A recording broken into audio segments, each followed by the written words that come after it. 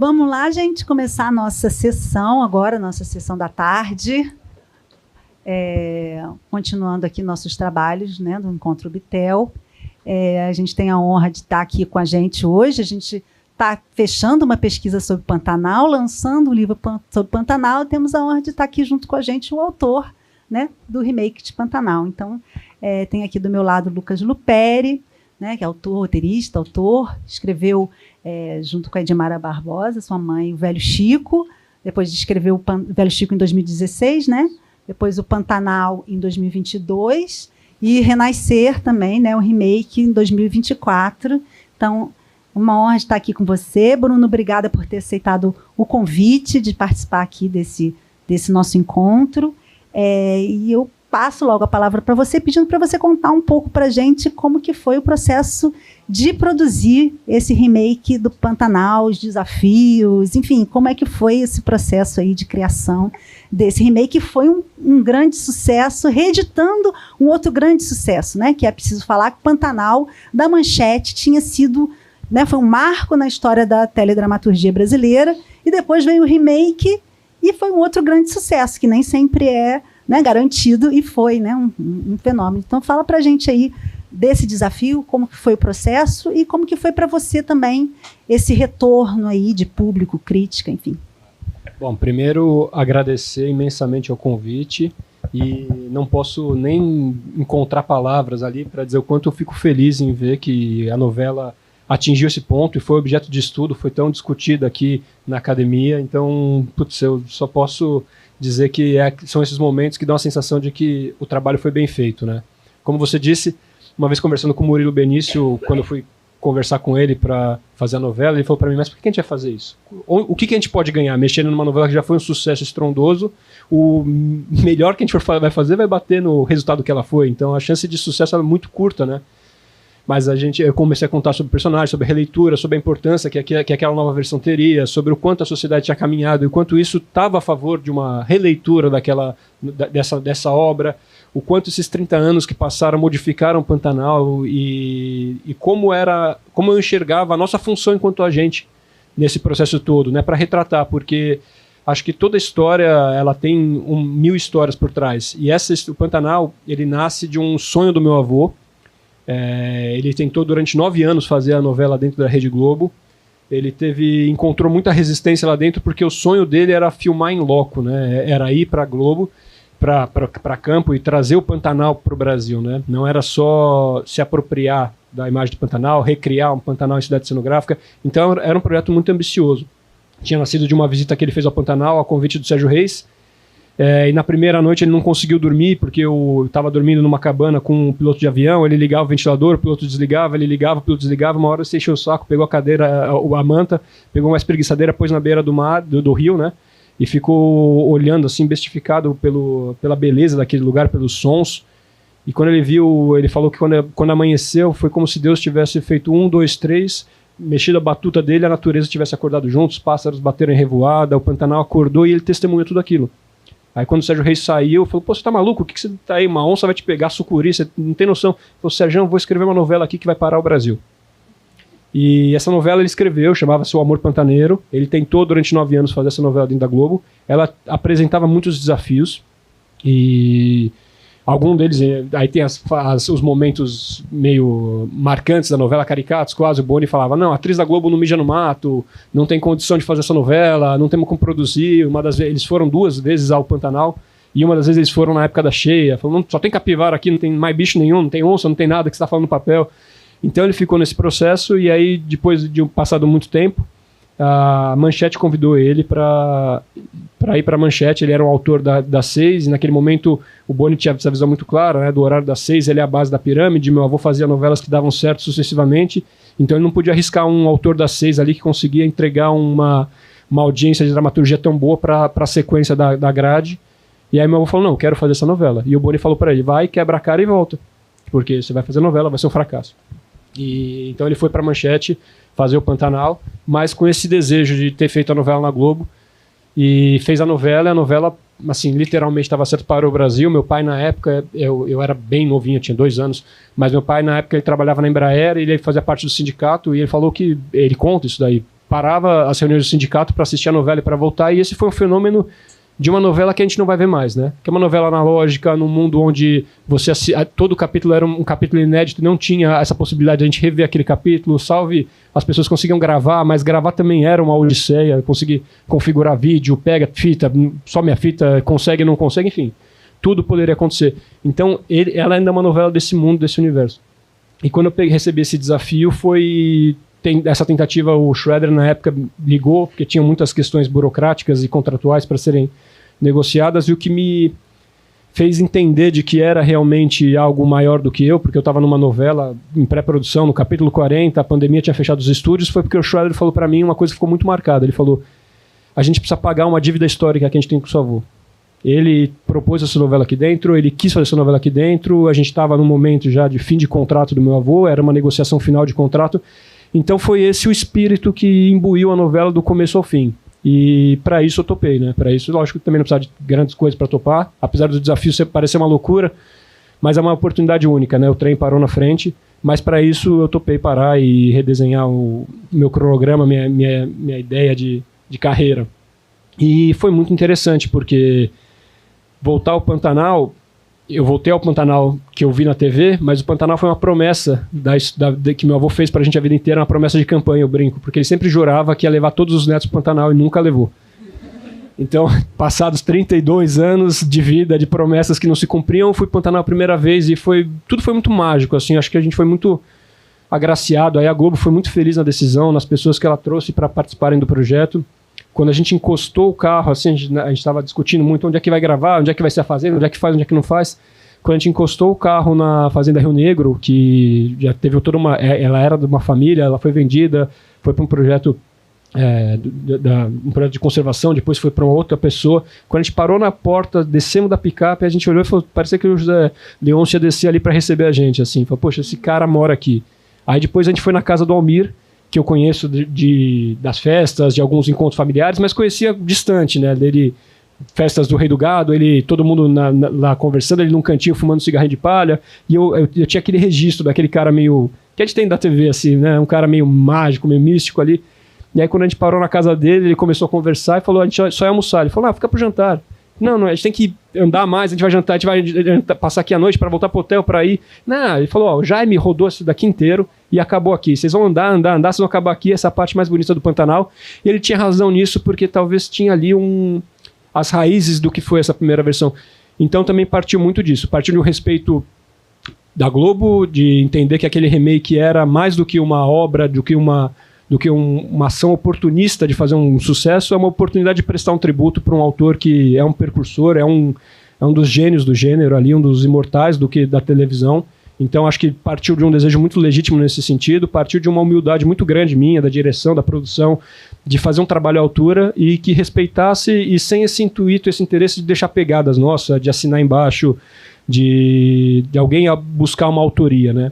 Então foi um trabalho muito feliz nesse sentido, acho que ele conseguiu conciliar todas essas esferas que uma novela tem que ter. Assim, era uma boa história, era um momento oportuno, acho que o que moveu a gente foi uma coisa muito legítima, e quando o público recebeu aquilo foi muito legal, porque ele foi recebendo dose muito homeopática, né? Então ficou um tempo ali a discussão de quem seria a Juma, e a nossa escolha foi muito feliz e acertada de trazer a Alanis. Eu acho que a gente fez uma escalação também, Rosana Quintais ali, que infelizmente não está mais aqui com a gente, mas ela foi uma produtora brilhante de elenco, e se eu for pontuar pessoas a pessoas, assim, todas as pessoas que se envolveram com o projeto foram imbuídas desse mesmo espírito. Assim, é uma obra muito grande, temos que respeitar a obra, temos que respeitar o trabalho que precede e tentar de alguma maneira ir daqui para frente, né? Então eu brinco que o meu trabalho foi ler a novela inteira, assistir ela inteira, desconectar a novela inteira como se fosse um avião, desmontar esse avião inteiro, remontar ele de forma que ele voasse e fizesse um voo tão bonito quanto, mas que as pessoas que vissem esse voo falassem, nossa, é o mesmo avião. Mas ele não era. Então, assim, foi muito legal, porque tem essa parte toda moral, a parte de lei, por exemplo, muitas coisas que o José Leôncio fazia na primeira versão da novela, hoje são tipificadas em lei, né? Abuso de vulnerável, cárcere privado. Então, isso daí é muito delicado. Você não pode pôr isso no protagonista. Isso pode existir, mas se está no protagonista, isso tem que ser, de alguma maneira, sobre a luz do que a nossa sociedade compreende hoje, né? Porque a novela tem essa responsabilidade social e moral. Então, assim, toda essa delicadeza de ressignificar as coisas, de reencontrar, de entender que esses personagens, esse cara, ele é o protagonista, então ele não pode deixar de ser, eu não vou transformar ele no bandido, porque por uma vaidade minha, mas eu vou entender que ele é um cara apaixonado, um cara que tem as suas limitações intelectuais, que é formado pelo seu contexto, que ele é um produto da sua cultura e do lugar que ele estava. E eu acho que a novela foi toda feita muito nesse esmero, assim. Então, saber que ela atingiu, mesmo assim ela atingiu esse resultado, mesmo assim ela foi um sucesso de audiência, foi um sucesso de crítica, foi uma novela que as pessoas se sentiram representadas por ela ali, não ficaram, pelo menos para mim, não... As pessoas são muito más nas redes sociais. Então, para mim, não chegou nunca essa coisa de você roubou a história e tudo mais. Então, acho que cumpriu o seu papel e cumpriu a sua função. Então, você estava falando que, por um lado, essa questão do respeito à obra, né, a obra original, a obra de seu avô, que tem todo um universo muito específico, né, e muito marcante nessa obra, mas, ao mesmo tempo, uma atualização. Né? E aí eu ia pedir para você falar de 3 aspectos que eu acho que é importante na atualização. Né? E aí queria que você contasse um pouquinho para a gente ouvir como é que foi. Você tem, por exemplo, a questão racial, que é atualizada a partir de um núcleo específico que não era, né, da segunda família do Tenório, que não era uma família racializada, não era uma família negra, e foi introduzido dessa forma. Então, contar para a gente um pouquinho sobre isso. Depois eu faço as outras perguntas, mas você pode contar um pouquinho para a gente isso? Claro. Eu acho que assim, é isso. Para uma novela ser pertinente, ela tem que andar com essas 2 pernas, né? Uma perna no respeito, que é uma obra que te precede. Então, assim, o intuito dessa novela era falar sobre quanto é urgente a gente olhar para o nosso mundo e cuidar do mundo, cuidar da natureza, ter um olhar, ressignificar o nosso olhar. Mas nessas transformações inteiras, isso daí, o mais irônico que na época do meu avô, esse pecuarista era o cowboy, ele era o herói. No meu tempo, esse cara é o cara mais execrado, é o cara do agro, o maior vilão, o cara que está pisando muito forte, muito mais perto da vilania do que do heroísmo. Então, essas batalhas todas tiveram que ser tratadas e lutadas, e para mim, olhando para o momento do Brasil, eu entendo muito a novela como uma fotografia do tempo, onde a minha função enquanto autor não é apontar o certo, é apontar o retrato. E aí eu acho que a gente junto discute essa sociedade, discute esse panorama. O meu trabalho aqui é ser honesto. A máquina não escolhe quem ela fotografa. Ela tirou uma foto, estão todos ali. Então acho que o meu maior trabalho inicial é assim, entender se todos estão ali. E nesses todos estarem ali, o Tenório e o José Leôncio se encontravam muito mais nessa versão do que na versão anterior. Eles eram muito mais próximos, talvez muito mais 2 vilões do que trazendo a novela da versão original, como ela era, com os valores morais dela para o dia de hoje. E aí eu fui tentar entender esse cara, sobre o fenômeno, sobre o olhar político que a gente tinha naquele momento no Brasil, um Brasil muito dividido, muito polarizado, e eu defini no meu coração que eu não tenho nenhum problema com conservadores, eu tenho problema com falso moralista. E aí nesse corte eu consegui entender, tangenciar o que era José Leôncio e o que era Tenório. Então o José Leôncio, ele é um cara conservador, e o conservador, ele nada mais é do que alguém que conquistou um espaço e ele não tem nenhum interesse que o mundo ande mais rápido do que está rolando, que as coisas mudem, que venham as novas gerações. Ele quer manter os astros rolando mais devagar, ele já está no seu espaço. E o falso moralista, esse daí a gente conhece, aí a gente tem de baseada exemplos ali para nos inspirarmos. Então eu acho que isso me ajudou muito a enxergar o Tenório. E esse Tenório da primeira versão, ele tinha 2 famílias e um tema muito forte nessa tragédia dele, uma faceta muito, muito presente na tragédia dele, é que ele era mais feliz com uma outra mulher do que com a mulher original. E na época do meu avô, o casamento, o divórcio, ainda eram certos tabus, falava-se de uma sociedade, ainda mais no Pantanal ali, que tem um pouco de um conservadorismo um pouco mais presente, mas no nosso tempo ele só é o idiota, né? Se separa da mulher, fica com a outra, tá muito óbvio aquilo ali, é um cara com poder econômico, ele é um cara com condições, e eu fui tentar entender quem esse cara é no Brasil, e eu achei que além dele ser um cara machista, homofóbico, ele é um cara racista. E a grande tragédia dele é gostar mais de uma mulher preta. E não admitir aquilo perante a sociedade. E não assumir uma mulher preta, isso daí teria talvez o peso que a novela precisava para o vilão ser o vilão, e para ser nesse retrato do tempo, nesse retrato daquele momento, isso é muito claro que é errado. Então não preciso fazer muita força. Então tudo bem, o José Leôncio, desculpa, não tem esse viés, ele é um cara que compreende as pessoas, que enxerga para além de gênero, de pele, com as suas limitações. Ele talvez aí vai ter a sua vai estar versado em algumas palavras ou não, ele é um cara do mato, um cara matuto, mas ele é um cara bom. Ele é um cara que, se você sentar com ele e mostrar, se você sentar com ele e conversar, ele vai ver que somos todos iguais e está tudo bem. O Tenório não. Então o Tenório tinha essa tragédia, que também era a possibilidade de a gente trazer um pouco esse racismo estrutural.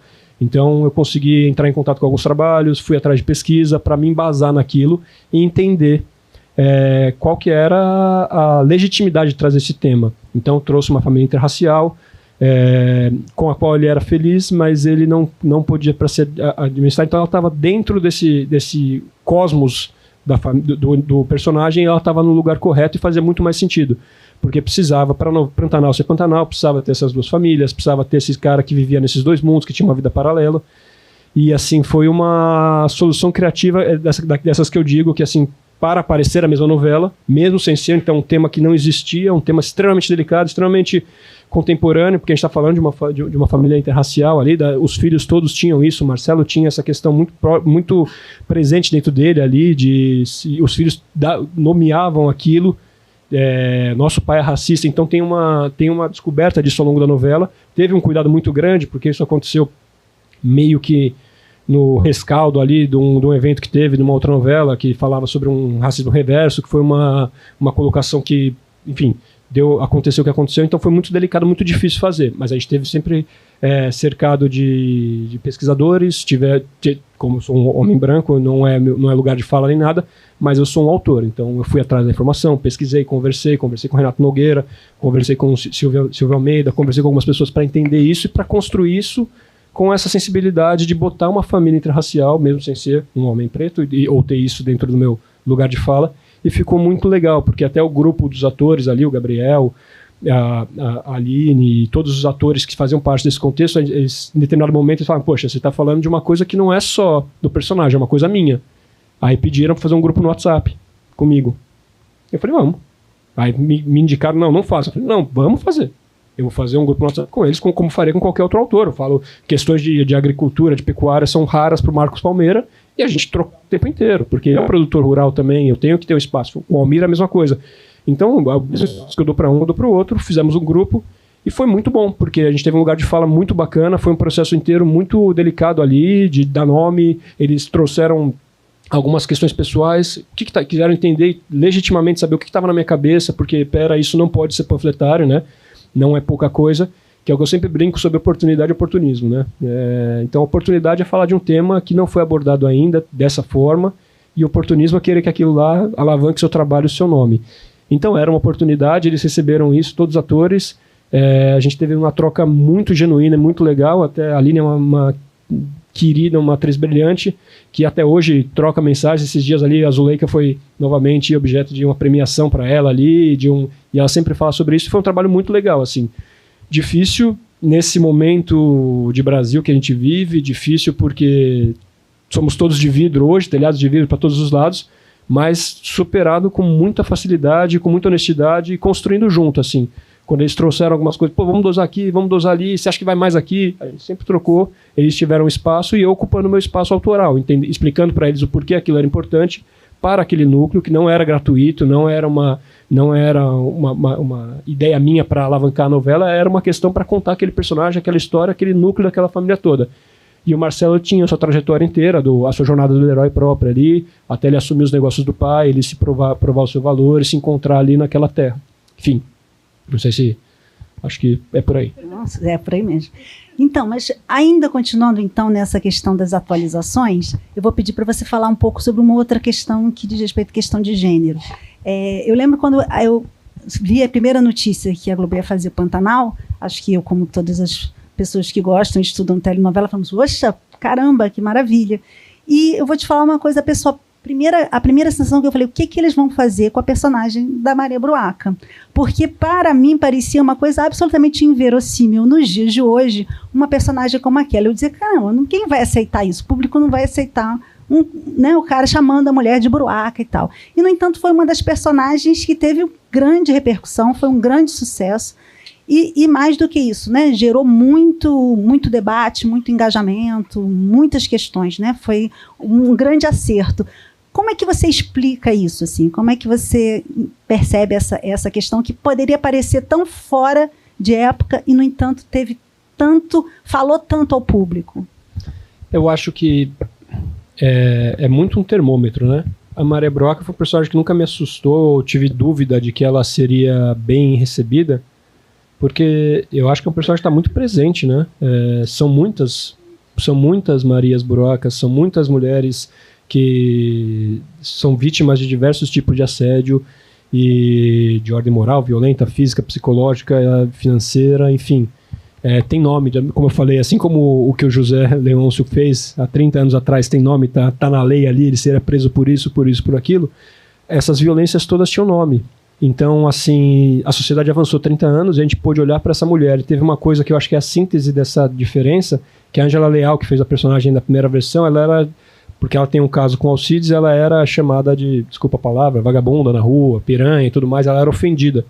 Ou seja, uma mulher que é violentada dentro da sua própria casa, que é traída, que é desrespeitada, que é vítima de diversos tipos de assédio, ainda na rua, a atriz que dava vida para ela era ofendida, era agredida, era verbalmente achincalhada. E a Maria Broaca foi exaltada como uma grande heroína. E aí eu acho que nesse fator da foto, isso é um indicativo muito claro de como nós evoluímos nessa questão. Estamos longe de chegar onde deveríamos estar, mas eu acho que desses 30 anos, por exemplo, a agenda do feminismo, a compreensão da violência ao qual a mulher passa, evoluiu demais, a sociedade estava muito pronta. Então acho que foi um grito que a gente quis dar junto, assim, não tinha muito medo disso. Achei super pertinente desde o começo. Tinha essa expectativa de ser uma personagem que fosse ter uma aderência, tinha muito medo, mais do que do papel, do que estava escrito no papel, como aquilo é para a tela.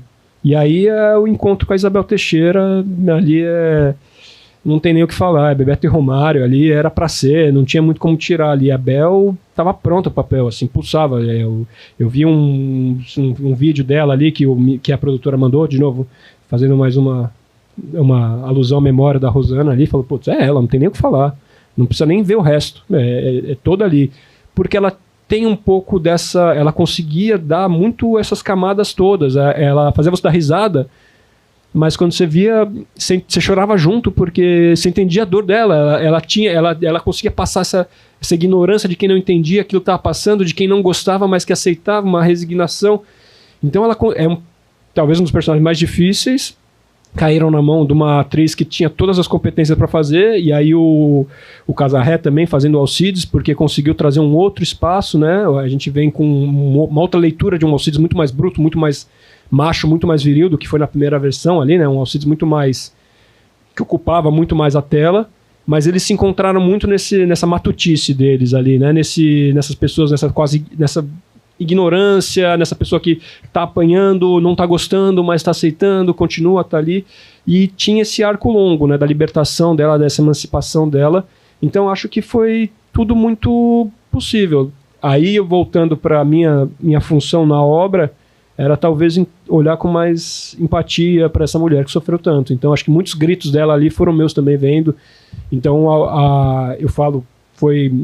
Esse trabalho e Renascer me tocaram muito em algumas camadas, porque não é só uma oportunidade de, enquanto autor de dramaturgia, poder fazer um trabalho que é um clássico, reeditar um clássico, que eu já acho que é um prêmio quase que ninguém merece, mas é um baita de um prêmio, que eu tive 2. Fora isso, é do meu avô. E fora isso, ali tava os valores todos da minha família. Então tinham coisas, eu vendo meus filhos ali, eu falava isso muito com a minha esposa, né? Coisas que ele tem que saber. E coisas que eles não podem saber, eles não podem repetir. Então tem valores ali de um homem que eu admiro profundamente, de que me forjou a pessoa que eu sou, e tem valores que eu não acredito que esse mesmo homem foi capaz de passar para mim adiante. E ele é um fruto de um momento ali. A genialidade dele está em botar aquilo na novela. Então, várias vezes eu encontrava ele no Mocinho e no Bandido. O meu avô, né? Não o escritor. Então, se ele fosse escrever para passar pano para ele mesmo, ele estaria só no Herói. E aí a gente não queria nem ver essa novela uma vez, imagina 2, né? Então, como ele fez com honestidade, ele não estava para fazer um exercício de aliviar a consciência dele, para justificar que assim, ele, no fim das contas, a coisa sempre evolui para uma coisa muito honesta. E nessa leitura, nesse meu processo criativo, eu tenho pesquisadores que estão comigo, eu escrevo sozinho, mas eu tenho uma equipe de pesquisa que me ajuda. E porque principalmente esses 2 trabalhos carecem muito disso, né? De uma parte... Como é que a gente interpreta isso hoje, né? O que é piada, o que não é? o que é legal, o que não é. Então, o que tá pronto, o que a gente tem que passar para frente, o que a gente tem que revisitar e talvez olhar para isso com mais calma, né? E aí, nesse ponto inteiro, além da Maré Broaca, tinha a questão da Filó também, que era uma violência muito grande ali que tinha naquela relação. E a Dayana, que é um casal de agroflorestores, estão comigo desde Velho Chico, que são sensacionais, a Dayana e o Felipe. E a Dayana e o Felipe ficavam criticando. A Dayana é uma voz feminista mais forte dentro do grupo, né? E ela começou a falar, não, porque o Filó, eles começaram a reclamar da Filó, eu falei, isso vai dar ruim aí na Filó. Aí começou aí no final, quando o José Leôncio falar pra ela que o Tadeu era filho dele, foi a mentira mais bonita que contaram pra ele. Aí ela falou, ela chorou, ela viu aquilo, ela ligou pra mim chorando e falou, ai, teu avô é foda. Justificou tudo, porque é isso, no fim das contas são humanos, né? Ele é o herói, ele é o mocinho, mas ele é o cara bom, né? Mas ele erra, ele é humano. Então, isso está muito presente ali. Eu acho que o que o público gostou muito foi de ver a emancipação da Maré Broaca. Então, acho que teve uma sabedoria ali em não deixar a coisa ficar presa só no monocórdio, apanhando a novela toda e só no final emancipar. As fugas dela. E aí tiveram várias coisas que, assim, poxa, eu sou muito crítico com a ação de comercial na novela, porque eu acho que a gente tá vendo um momento muito delicado.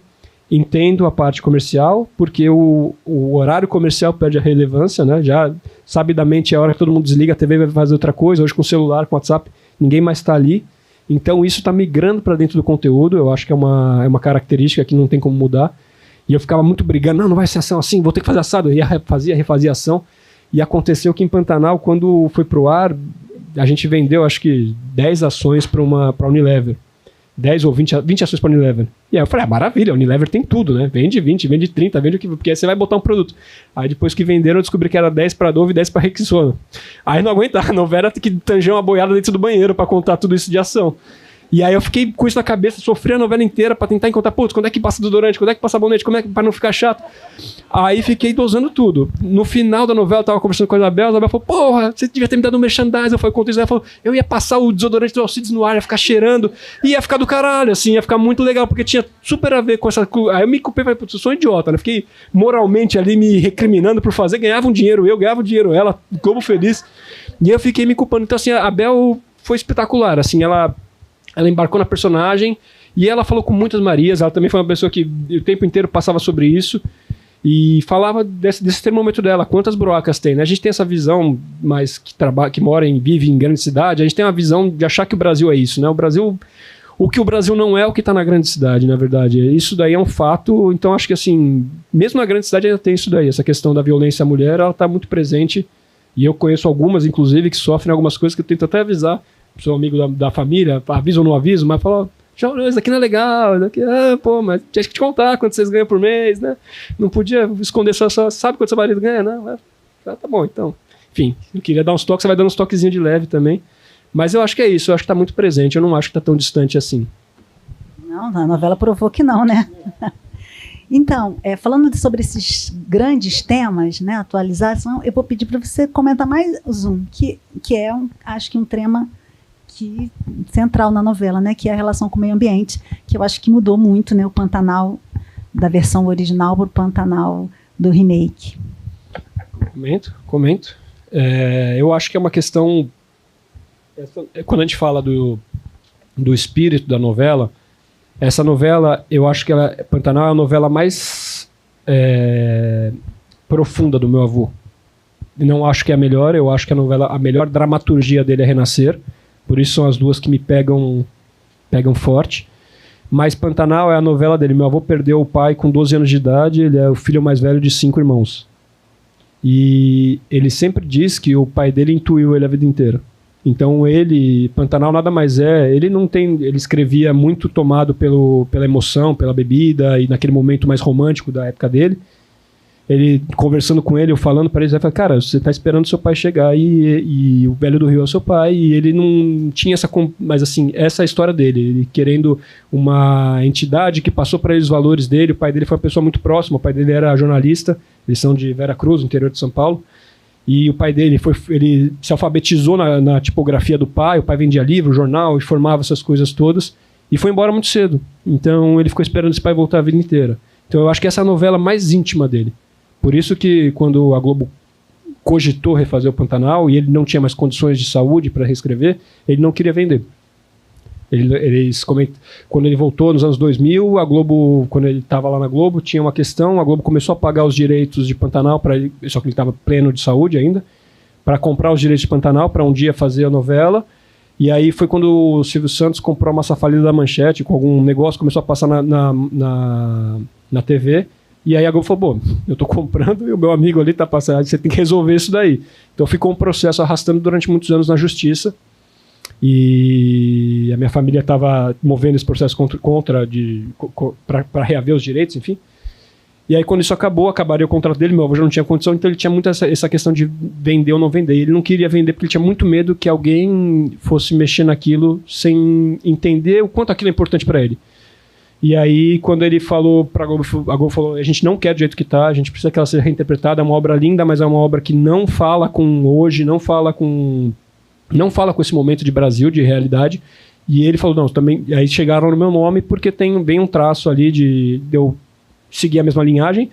E, querendo ou não, as histórias do meu avô são meu quintal, né? É ali que eu fui criado, foram elas que me forjaram enquanto pessoa, enquanto valor, pro bem ou pro mal. E tanto é muito natural para mim falar essa língua. E tinha um pouco disso. Meu bisavô, ele é um anarquista e é um cara que passava pro meu avô muitos valores durante pouco tempo que eles conviveram, né? 12 anos. Passou valores muito profundos. E tinha essa questão dela ter sido uma novela, apesar dela ter uma outra leitura hoje sobre meio ambiente, ela tinha uma premissa muito forte sobre o homem se resumir ao seu papel dentro da natureza, né? Então eu acho que assim, o que hoje ele teria feito, acho que uma novela parecida com a que eu fiz, porque teria a luz de um novo conceito ambiental, né? É uma novela que fala, como eu falei, a pecuária naquele momento era uma grande pecuária, eram pessoas que estavam muito ligadas à natureza, e quando você conversa com pecuaristas, com quem vive da terra, talvez não o dono da terra necessariamente, né, o cara que ganha dinheiro com ela, mas com quem está ali, ele sente também isso, que ele não sentia na época do meu avô, né? Então acho que esses 30 anos mudaram muito esse contexto e de fato empurraram os protagonistas dele, seja José Inocêncio ou José Leôncio, para um lugar quase mais posto à vilania do cara que está lutando contra o fim que eu digo não, o impacto ao meio ambiente, talvez, seria a palavra mais forte. Então aqui eu tive que tentar, para essa novela acontecer e existir, eu tentei calcar muito a dramaturgia no José Inocêncio, que tinha que manter o Pantanal intacto para o pai dele voltar. Isso não estava tão presente na primeira versão. E aí, para ele manter o pai dele, o Pantanal intacto, ele teve que subir com a boiada dele, e lá no Planalto ele teve que fazer as intervenções e jogar de acordo com o core business, porque de acordo com o mercado. Ali não. No Pantanal não entrava. Ele fazia cria, fazia recria e tirava o gado do jeito que o pai dele fazia. Lá fora ele teve que ganhar dinheiro, inclusive porque ali não dava mais dinheiro.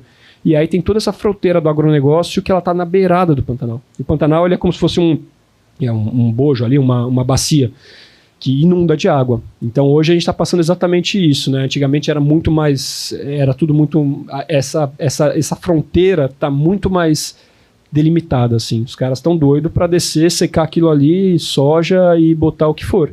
Então assim, o Pantanal só é um pouco parecido com o que era, e aí eu pego diferença, acho que são dois exemplos muito distintos. Aí Renascer se transformou completamente porque a vassoura de bruxa ressignificou todo o contexto e o bioma do sul da Bahia. O Pantanal não, ainda tem esse limite, então ela só estressou mais. Foi só isso que aconteceu. Estressou mais, mas assim, a natureza do José Leôncio é muito próxima do que era lá atrás. Eu tive que criar toda essa construção de que ali é do jeito que meu pai faria. Ele não é dono daquela fazenda nunca, né? Ele está esperando o pai voltar para assumir. Mas aí, como ele vem para o Planalto, aí tem o Jove, tem uma nova consciência, a gente tem que trazer um pouco desse novo olhar. Então, o Jove também está muito ligado nisso, nesse vetor de consciência. Esse Jove da primeira versão era um playboy que estava vivendo um momento de redemocratização, um cara do oba-oba, pode tudo. Esse nosso Jove é um cara completamente tocado pela urgência do mundo. E eu acho que isso também fala muito, né? Ele é muito coerente com a juventude de hoje.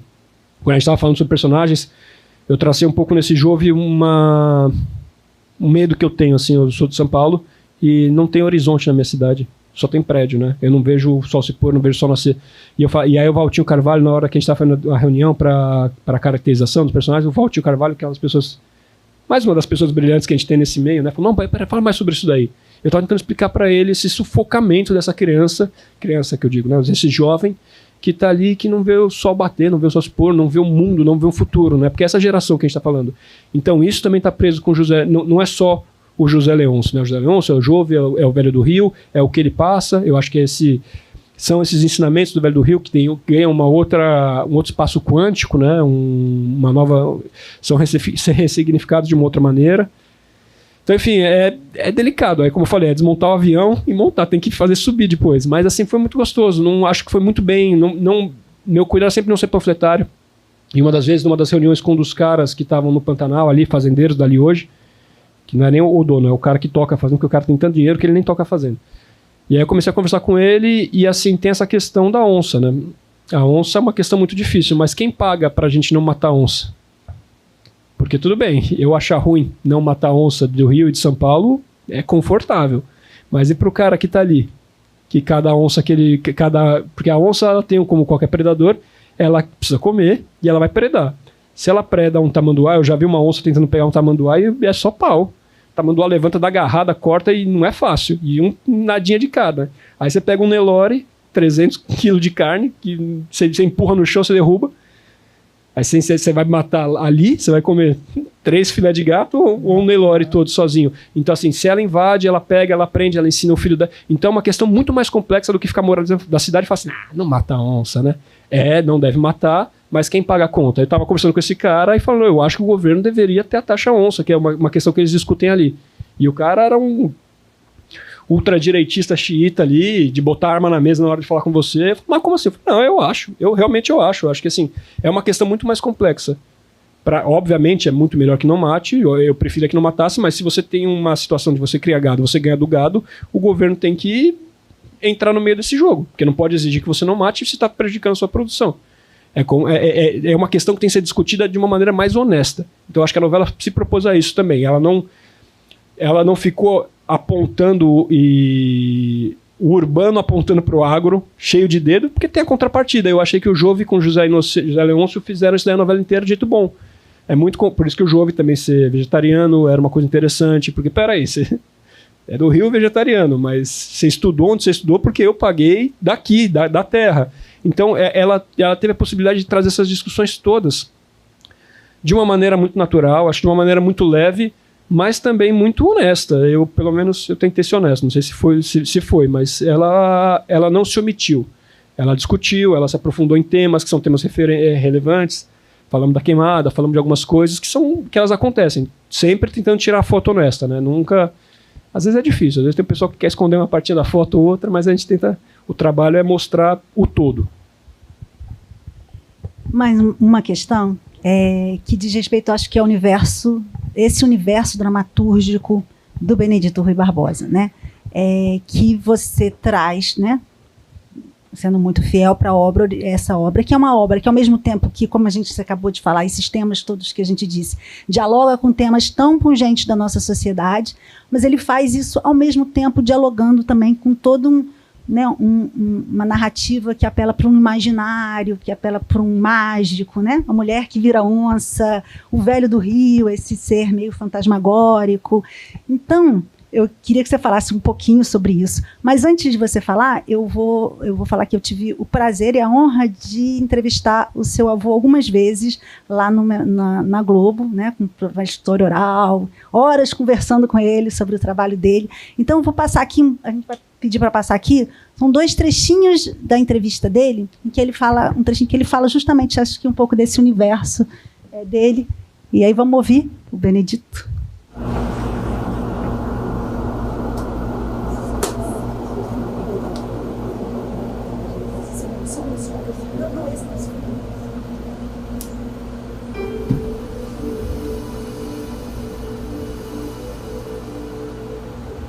O fundamental são as experiências de vida. Personagens que vocês cruzam com eles pelos seus caminhos. Renascer, eu rodei 3.000 quilômetros no sertão baiano para escrever Renascer. Eu fiquei mais de 10 anos com isso enfurnado até conseguir trazer à tona e fazer a novela Renascer.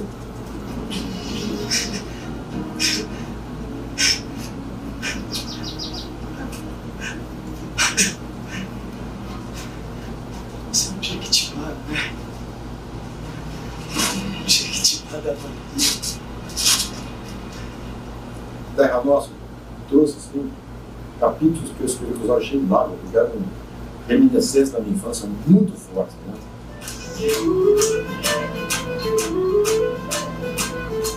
Muito forte. Às vezes minha mulher, por que você quer uma cena aqui? Nessa cena sempre eu via alguém muito próximo de mim, né? Amigos de infância, né?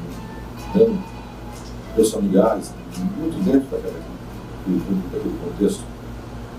E o resto sei lá, eu não sei bem explicar isso, né? Porque quando eu escrevo, eu não faço painel, eu não ponho nada, eu sempre não sei nem que vai ser o capítulo. Eu sempre me falo, bom, capítulo 100 e tanto, vamos lá. Né? Eu escrevo a sinopse e nunca mais me lembro a sinopse. Depois que a empresa aprovou a sinopse, nós escalamos o elenco, tudo bem. Eu começo o primeiro capítulo, vou embora, nunca mais nem pego sinopse.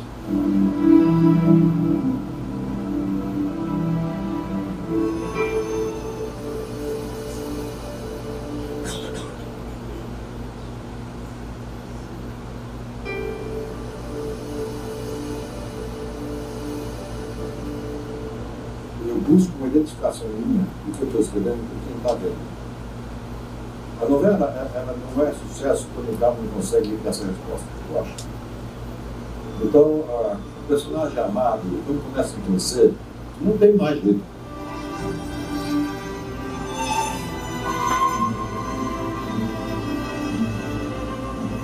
Quando o cara quer a Paola de qualquer jeito, o outro quer o Bernardo, o outro quer não sei o quê, isso vira um assunto, não sei, qualquer hora você vai, só se fala nisso, não tem jeito. Sabe que eu amo esse meu amigo. Não entendo certo. E o meu amor é inteiro.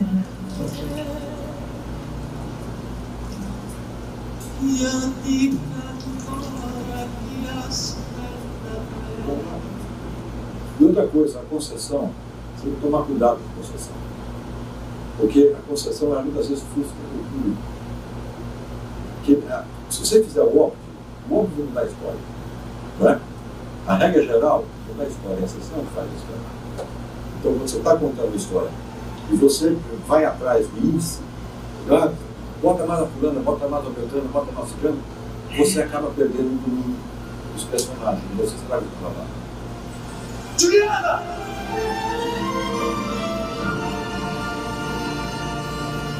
Juliana! Dona Mia.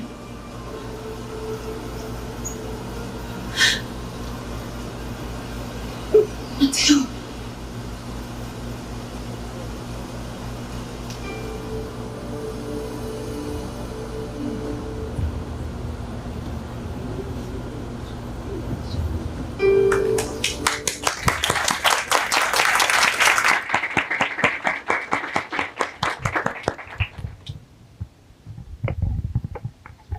É fácil escrever sem pensar quando você é ele, né? Quando você não vem depois. Depois dele fica mais difícil. Eu acho que ele apertou muito o parafuso, né?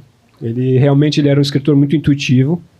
E isso daí, tudo que ele fala é o que a gente via. Assim, eu cresci na casa dele porque a vida dele era criar outras vidas, né? Então a nossa era orbitar ao redor. Pegar as migalhas da presença dele ali. Então a casa dele e da minha avó sempre foi o espaço onde a família toda se reunia, e isso é verdade. Ele escrevia chorando e sorrindo e se emocionando e sofrendo. Então as minhas lembranças de infância, de futuro e sonho, eu queria um dia eu olhava muito aquilo, eu via muito aquilo e eu queria um dia viver disso.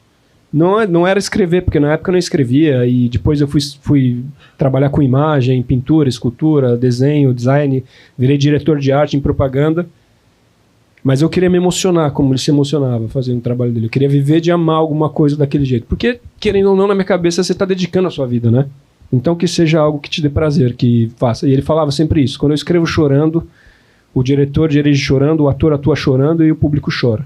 Então, assim, é uma verdade absoluta. Eu acho que, assim, e isso vai muito na contramão, no meu caso, assim, vai muito na contramão do que a indústria pede hoje, né? No ritmo que a gente pede, com as exigências que tem.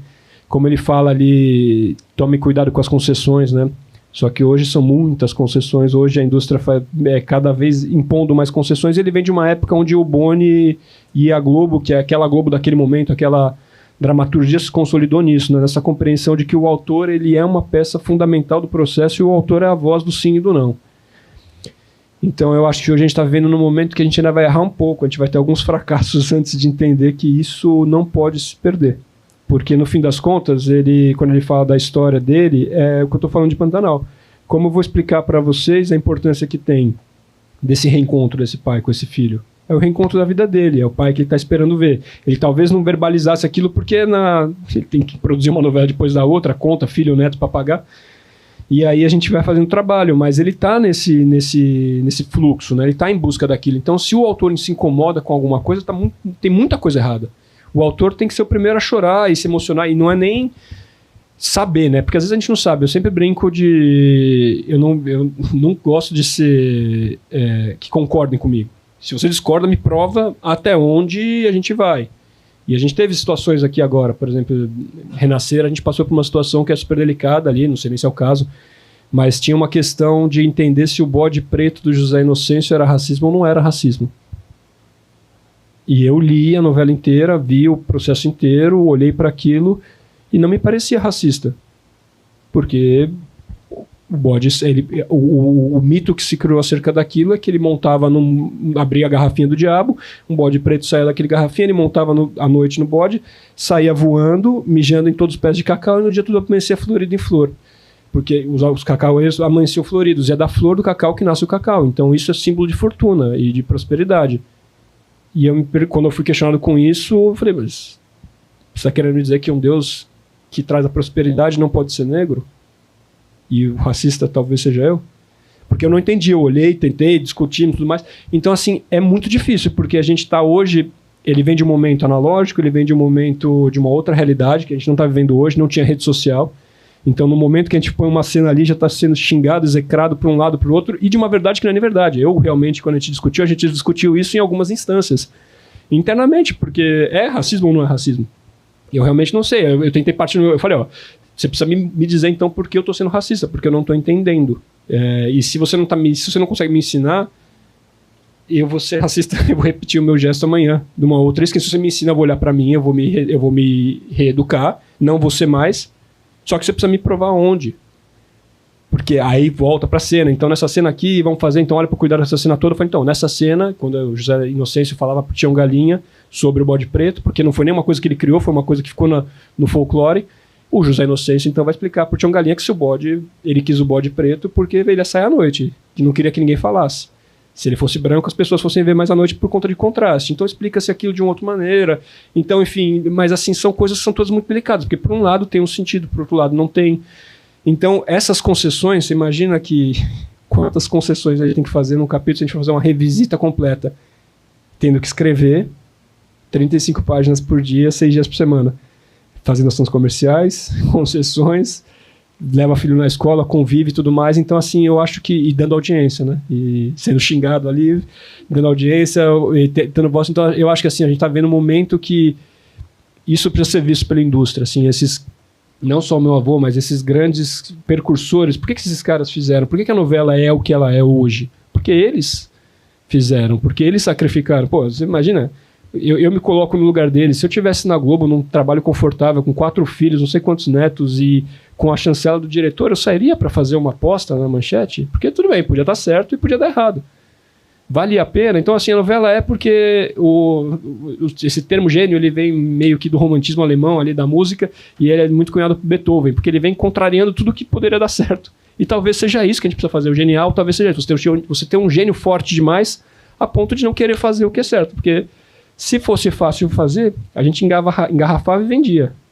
Não é fácil, é sentar, é dedicar a tua vida, é botar o teu coração ali, é você chorar escrevendo, aí de repente vem alguém e corta o que você chorou escrevendo, o que você leu, o que você pesquisou. Então, assim, é muito difícil. Hoje é um momento de maiores concessões, eu acho que cada vez menos a gente vai ver novelas. Enquanto isso for regra, cada vez menos a gente vai ver novelas que toquem a gente desse jeito. Porque para tocar a gente desse jeito precisa ter alguma coragem que não sei se a gente tem hoje, se a gente tem condição de ter. E eu acho que as coisas vão um pouco murchando nesse sentido ali. Acho que no Pantanal foi muito nesse espaço, a gente viveu várias coisas assim, e eu entendo todas as instâncias. A empresa também está do outro lado, cara, você está tomando processos e processos atrás de processo, fazendo não tem jeito certo de fazer, o telhado aumentou muito, mas é isso que ele falou, eu acho que a gente precisa de um pulo ali de coragem de novo, fazer coisas da forma como a gente acredita, sem abrir muita mão e para ser criticado mesmo, entrar no palco sem medo do fracasso, assim, sabe? Eu acho que essas histórias precisam ser estimuladas, as empresas, a Globo, como falando de novela, né? A grande produtora de novela, tem que olhar mais para isso, nesse sentido, assim, olhar para os mestres do gênero e falar, poxa, o que tinha lá atrás que a gente não tem hoje? Talvez seja um pouco dessa segurança, um pouco desse investimento em projetos que ousem, que estejam dispostos a dar errado, né? Acho que é um pouco por aí.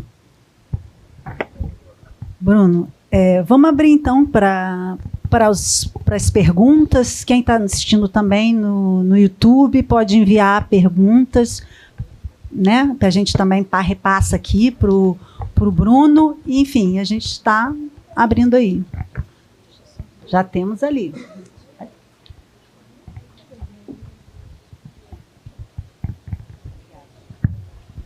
Obrigado. Boa tarde, Bruno, Ana Paula. Obrigado por você compartilhar da sua experiência. Eu quero perguntar para você como que é a sua metodologia de trabalho, já que você não trabalha com colaboradores, mas você tem uma equipe aí que te auxilia de pesquisadores, não é? Dentro desse ritmo industrial, qual é o tempo que você leva para produzir o capítulo? Se você tem aquela disciplina ou mesmo a obrigação de produzir um capítulo diário, como a novela está no ar, como é que é esse processo aí seu? Olha, eu tive um assistente, tive uma experiência com um colaborador no começo, mas dava mais trabalho para mim, porque acho que falta uma experiência também. A minha história era muito única, porque eu entrei para ser colaborador da minha mãe em Velho Chico, que era uma novela das 6. As coisas aconteceram, Velho Chico, quando os capítulos foram para a emissora, ela virou uma novela das 9, anteciparam 6 meses, minha mãe se afastou do projeto, eu estava me vendo como meu primeiro projeto foi uma novela das 9, que meu avô assinava como o criador de uma novela, escrevendo sozinho, com questões todas muito delicadas, então acho que foi muito próprio. Aí eu acho que, fazendo uma autocrítica, falta um pouco também, não acho isso bonito, mas acho que falta um pouco tive pouca chance de aprender. Eu peguei nessa situação de ter que escrever a Globo pedindo capítulos, eu era colaborador da minha mãe, eu comecei a escrever a escaleta do 1 ao 12, aí quando eu acabei ela estava tentando escrever, eu comecei a escrever 1 ao 12 pensando que tem que ter capítulo para eles verem, para não gostarem, mas tem que chegar alguma coisa.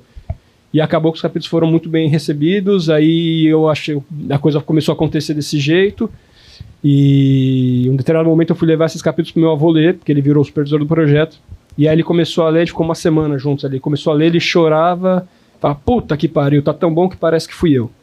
Aí eu falei, melhor elogio impossível, hein? Olha, se eu te enganei, eu acho que eu engano mais meia dúzia de bobo no caminho, né? Mas acho que foi esse o meu termômetro, assim. E realmente, nessa troca ali, que foi muito no susto, porque era meio que para entrega de um material, e aí já foi muito com a minha cara também, a história da minha mãe, o Velho Chico, minha mãe, é uma história que a minha mãe criou, ela tinha a primeira fase toda pronta, e ela tinha muitas ideias para a segunda fase, né, que era 18 capítulos, depois o resto da novela.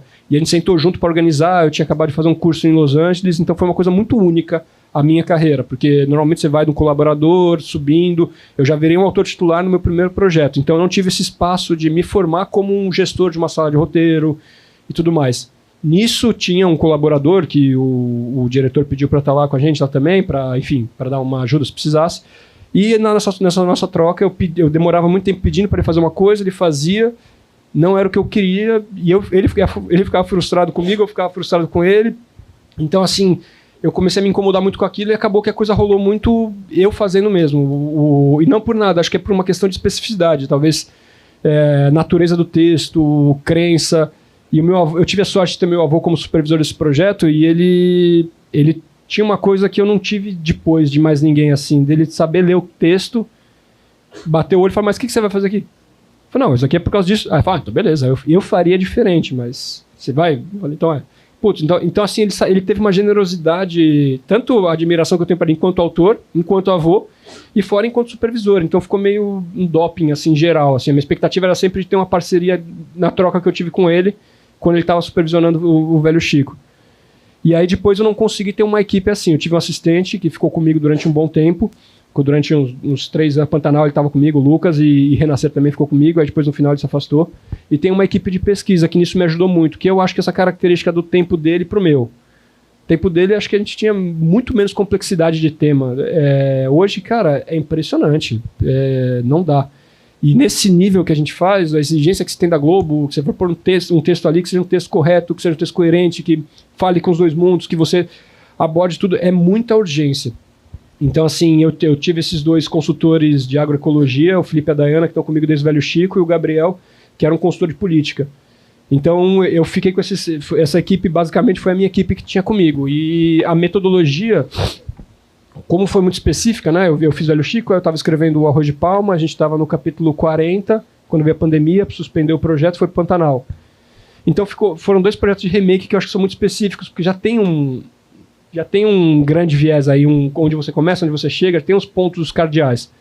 Então foi um trabalho que exigiu muita pesquisa para isso. Não era uma história que estava dentro de mim, então eu tinha que assimilar aquilo internamente, entender, pesquisar todos os pontos, justificar tudo. Mas foi nesse processo. Aí na hora de capítulo, como eu tive uma frente muito grande de capítulo, o Gabriel, que era esse pesquisador que estava comigo, ele fazia uma métrica de páginas por dia. Então, assim, a Globo escolhia quando ela queria receber tal capítulo e eu fazia uma retroativa. E eu sempre brinco que, assim, para mim é muito claro que o nosso trabalho, a matéria-prima do nosso trabalho é tempo. Você não vai ter uma história melhor se você der menos tempo. Quanto mais... E eu quero fazer a melhor história, então me dá o mais tempo que você puder. Então eu vou sempre tentando fazer esse cálculo com base no tempo que eu tenho. Velho Chico foi muito caótico porque eles cortaram 6 meses do prazo e botaram para as 9. Então se aumenta o número de páginas e antecipa o negócio. Então foi de 28 para 35 páginas por dia.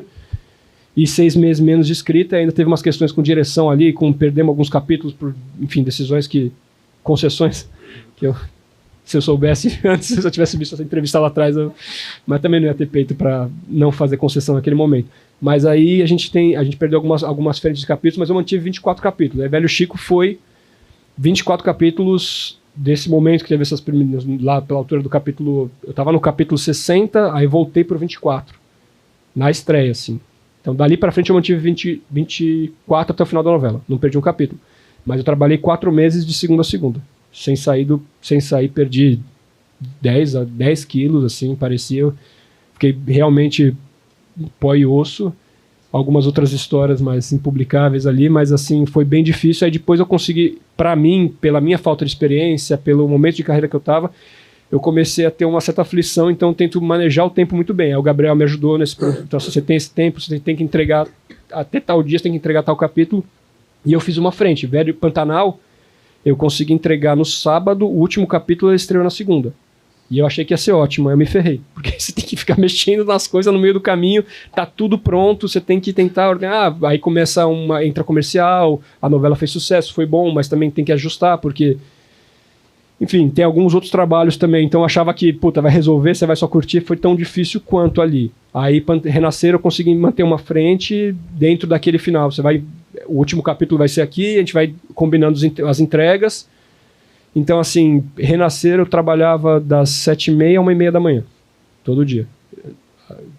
Aí foi bem difícil. Então, assim, pra mim, eu não acho isso certo, eu não acho isso bom, acho que é uma questão de melhorar, não acho que deve ser a meta, porque eu acho que se eu tivesse conseguido, foi o que eu consegui na época diante da tempestade que estava passando, mas eu acho que deveria ter um pouco menos mais de descanso, até para a cabeça oxigenar, para você poder seguir até melhor, porque eu acho que você não trabalha tão bem depois de um determinado momento, mas você faz, e é o ponto de ter que ter um pãozinho por dia, né?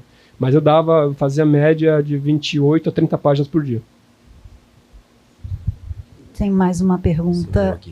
Boa tarde, Ana Paula. Boa tarde, Bruno. Também sou Bruno. Tenho 2 perguntas. Uma nessa onda que a gente está indo aqui, de remake, de refazer. A sua versão de Pantanal teve 49 capítulos a menos do que a versão original. Como foi esse processo de cortar essa barriga, de encurtar essa história? Se teve alguma relação com seu avô, alguma permissão, algum conselho? E também como você está vendo esse novo momento das novelas serem menores, e agora a gente está vendo até microdramas surgindo com mais voracidade. e novela a gente precisa desse tempo de maturidade, da história, etc. no ar. E a minha segunda pergunta, eu tô fazendo mestrado na UF, estudando a novela, o seu remake, e o que me despertou para pesquisa foi a cena do Jove com o Tadeu, logo que o Jove chegou no Pantanal, falando, nossa, esse lugar é uma maravilha, uma maravilha que tá com os dias contados, pelo que estão fazendo. E aí foi todas aquelas coisas dos incêndios, comparando com dados, tamanho da cidade de São Paulo, o boi bombeiro, que foi uma falácia, inclusive governamental, né, poucos anos antes. Quando seu avô escreveu, em 1990, a gente ainda falava em ecologia. Não tinha existido a Rio 92, que foi o embrião das conferências do clima que a gente viu agora. O debate em torno disso era muito diferente. A gente estava num processo de redemocratização do Brasil. Então, assim, passamos anos com as novelas retratando o Brasil através do olhar da ditadura. E quando seu avô escreveu o Pantanal, ele quis mostrar esse Brasil real, esse Brasil que pouca gente conhecia. E agora, quando você foi reescrever, já não se fala mais em ecologia, já se fala em socioambientalismo, já estamos na era das conferências do clima, das emergências climáticas e das mudanças climáticas, e ao mesmo tempo a gente também está com um olhar voltado para esse Brasil profundo de novo, para esse Brasil real, para esse Brasil que as cidades grandes têm um pouco de desconhecimento. E você levou o Jove da cidade grande, vegetariano, para viver no Pantanal, e teve todo esse choque cultural, que é um choque geral quando você fala da audiência das telenovelas que estão nas cidades grandes e desconhece esse Brasil profundo. Então, como foi trabalhar com essa atualização da ecologia para o socioambientalismo na novela e numa emissora que é a Globo, né, que a gente vê o agro é pop, o agro é tudo, que representa 20% do PIB nacional, então é um estofo considerável quando você vai falar de agronegócio no Brasil, lidar com essa situação toda, com a produção do Pantanal, que é um bioma ameaçado, protegido, etc. Então, essas duas. A diminuição das novelas, e se seu avô teve uma interferência aí no remake, e essa atualização do debate ambiental desses 30 anos. Tá, primeiro sobre o tamanho da novela. A novela ela era maior número de capítulos, mas a macro que eles usavam na época, ela era mais espaçada. Então, o que eram 200 e tantos capítulos na versão dele, viram 150, 140 na nossa, entendeu? Quando você pega... Porque o tamanho da página, o template que a gente usa muda, e aí o minuto de tela também muda. Então, assim, porque eu fiz esse trabalho, né? Exatamente para entender, falar a novela inteira fez, aí a gente passou para o Final, né? Que é o programa que a gente usa, e foi encurtando os capítulos. Aí o capítulo que tinha 36 páginas ficava com 24, 25.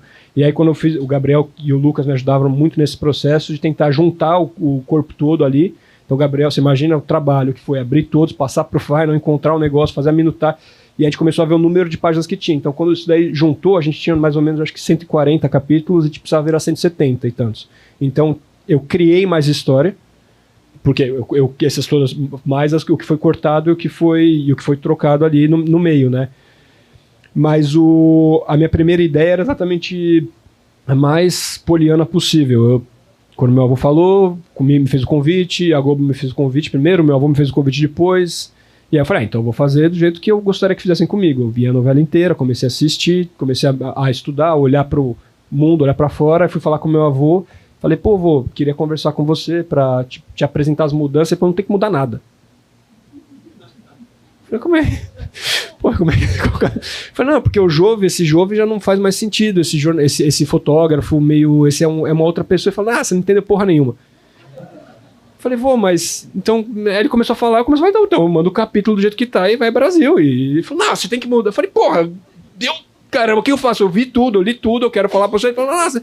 Aí ficava nessa questão dele ali, dessa agonia dele de não mexe, que tá bom, será que você vai... Porque como ele fez, a gente sabe que o Silvio de Abreu estava na época na Globo, né, no começo das conversas, ele comentou comigo uma coisa que é muito verdade. Fazer um remake às vezes dá mais trabalho do que fazer, né?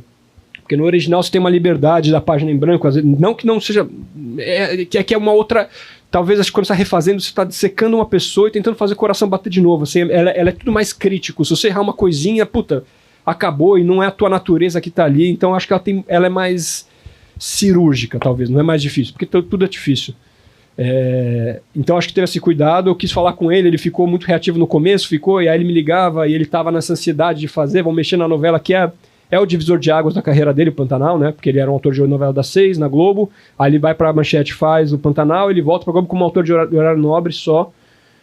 E então, assim, é uma novela que pra ele é muito rara, então ele ficou muito, muito delicado, aí ele me ligava, porra, você tá fazendo o quê? Eu falei, tô mexendo, não mexe, caramba, tá tudo certo. Eu falei, pô, você não mexer, não vai dar errado aqui. Ah, então mexe, porra. Aí ficava nessa dualidade. Aí um dia ele falou pra mim, ele ligou, me xingou de tudo que é nome. Aí eu desliguei o telefone, passou 2 horas, ele ligou de novo, atendi, ele falou, porra, você quer saber de uma coisa? Eu falei, fala, vô, pega e faz essa coisa você mesmo, senão alguém vai meter a mão lá e vai virar pai da criança. Faz do jeito que você faria, é o que eu faria no teu lugar. Não me pede mais nada, não pergunta mais nada. Eu falei, ele falou, vai com o que Deus te deu. Eu falei, tá bom, assim dá pra ser, porque era meio perturbador, tinha gatilho, o telefone começava a tocar, dava até um medo, porque eu tava fazendo pra agradar ele, eu tava fazendo pra... No meu coração era um neto querendo homenagear, porque assim, a minha vida, da minha família inteira, né, o trabalho dele, ele foi determinante para nossa família toda, assim, tanto em poder, no meu caso, me dar acesso a universidades, cursos que eu gostaria, privilégios, e então, poxa, para mim, nessa inocência era, pô, vou retribuir, vou dar uma migalha para você, né, você me deu um bolo, eu vou devolver uma migalha, ele pisou na migalha, mas ele é assim mesmo. E aí depois ele ficou super feliz, assim, no momento, acho que até foi muito gostoso, com ele, depois que ele saiu que ele começou a ver as coisas acontecerem, ele largou mão, até eu senti, foi um momento assim que ele foi dando porque comigo quando eu falava com ele de trabalho, ele estava sempre com 70 anos, a cabeça dele, é impressionante, assim. Aí quando você falava da vida, ele esquecia o nome da minha irmã, esquecia o nome do filho, de não sei o quê, mas de trabalho. Aí quando ele viu, foi muito mágico, porque quando ele viu as primeiras imagens do Pantanal que o Papinha me mandou, das boiadas, ele começou a misturar na cabeça dele. Aí ele falou, esse daqui a gente filmou em Ribeirão, na fazenda do amigo meu, o gado. Eu falei, não, esse daqui foi lá no Mato Grosso agora, que ele tá filmando. Ele começou a misturar com o Rei do Gado. E aí dali pra frente eu senti que ele deu uma largada de mão. Falou, não vai dar, pode dar errado, mas vai ficar bonito, né? Não sei se ele...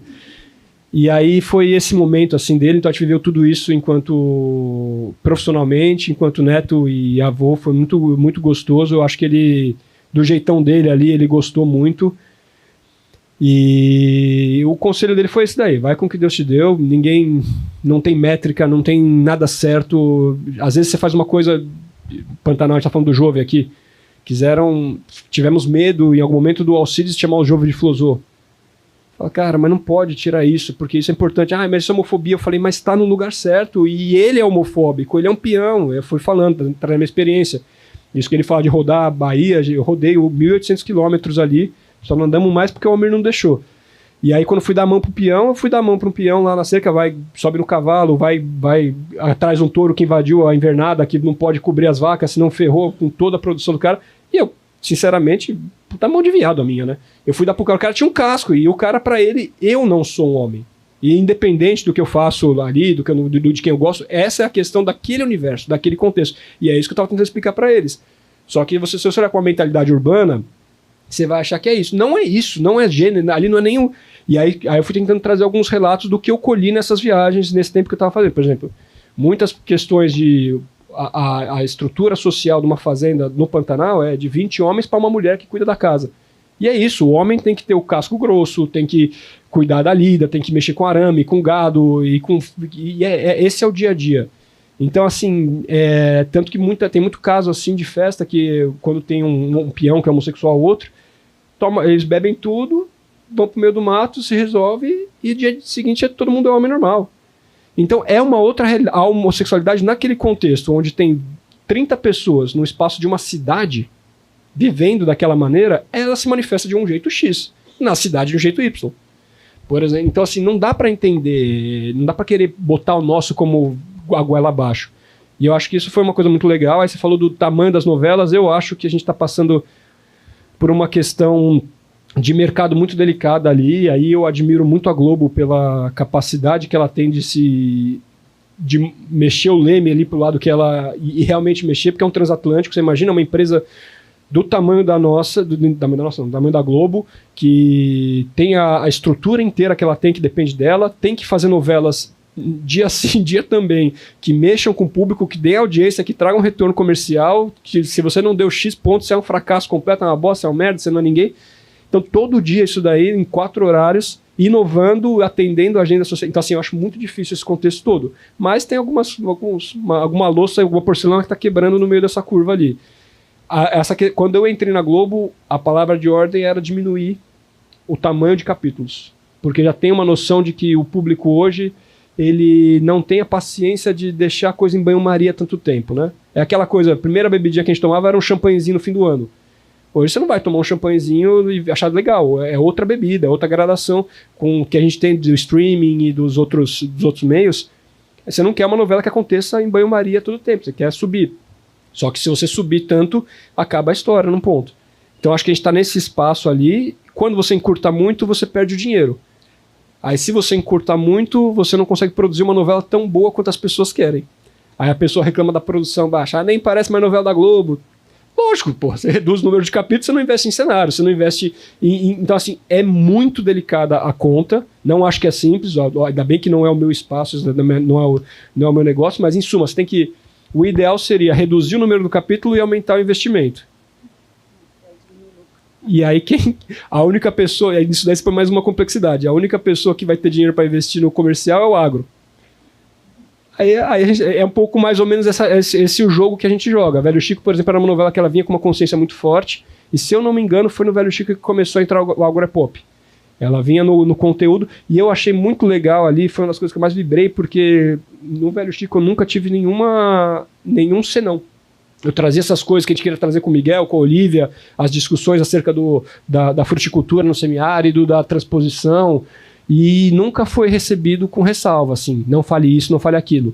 Eu até achei que virou o agropop no comercial, mas tudo bem, os caras botaram dinheiro no comercial, e no fim das contas é isso, né? No fim das contas alguém paga para a produção e a gente recebe isso de graça. Então quando você pega a novela e compara com Netflix, você pagou, tudo bem, você pagou, tem que se esperar outra coisa, é muito específico, então acho que tem muitos agentes atuando ao mesmo tempo. O ideal para a novela, se a gente tivesse um cheque em branco, se o governo investisse na novela, seria fazer uma novela mais enxuta, para a gente poder ter o ritmo que a série entrega. E para poder escrever menos e com mais qualidade, porque, cara, quando eu fui fazer as contas ali, em 6 meses a gente escreve o que os caras escrevem em 10 anos. É um absurdo isso. E produz.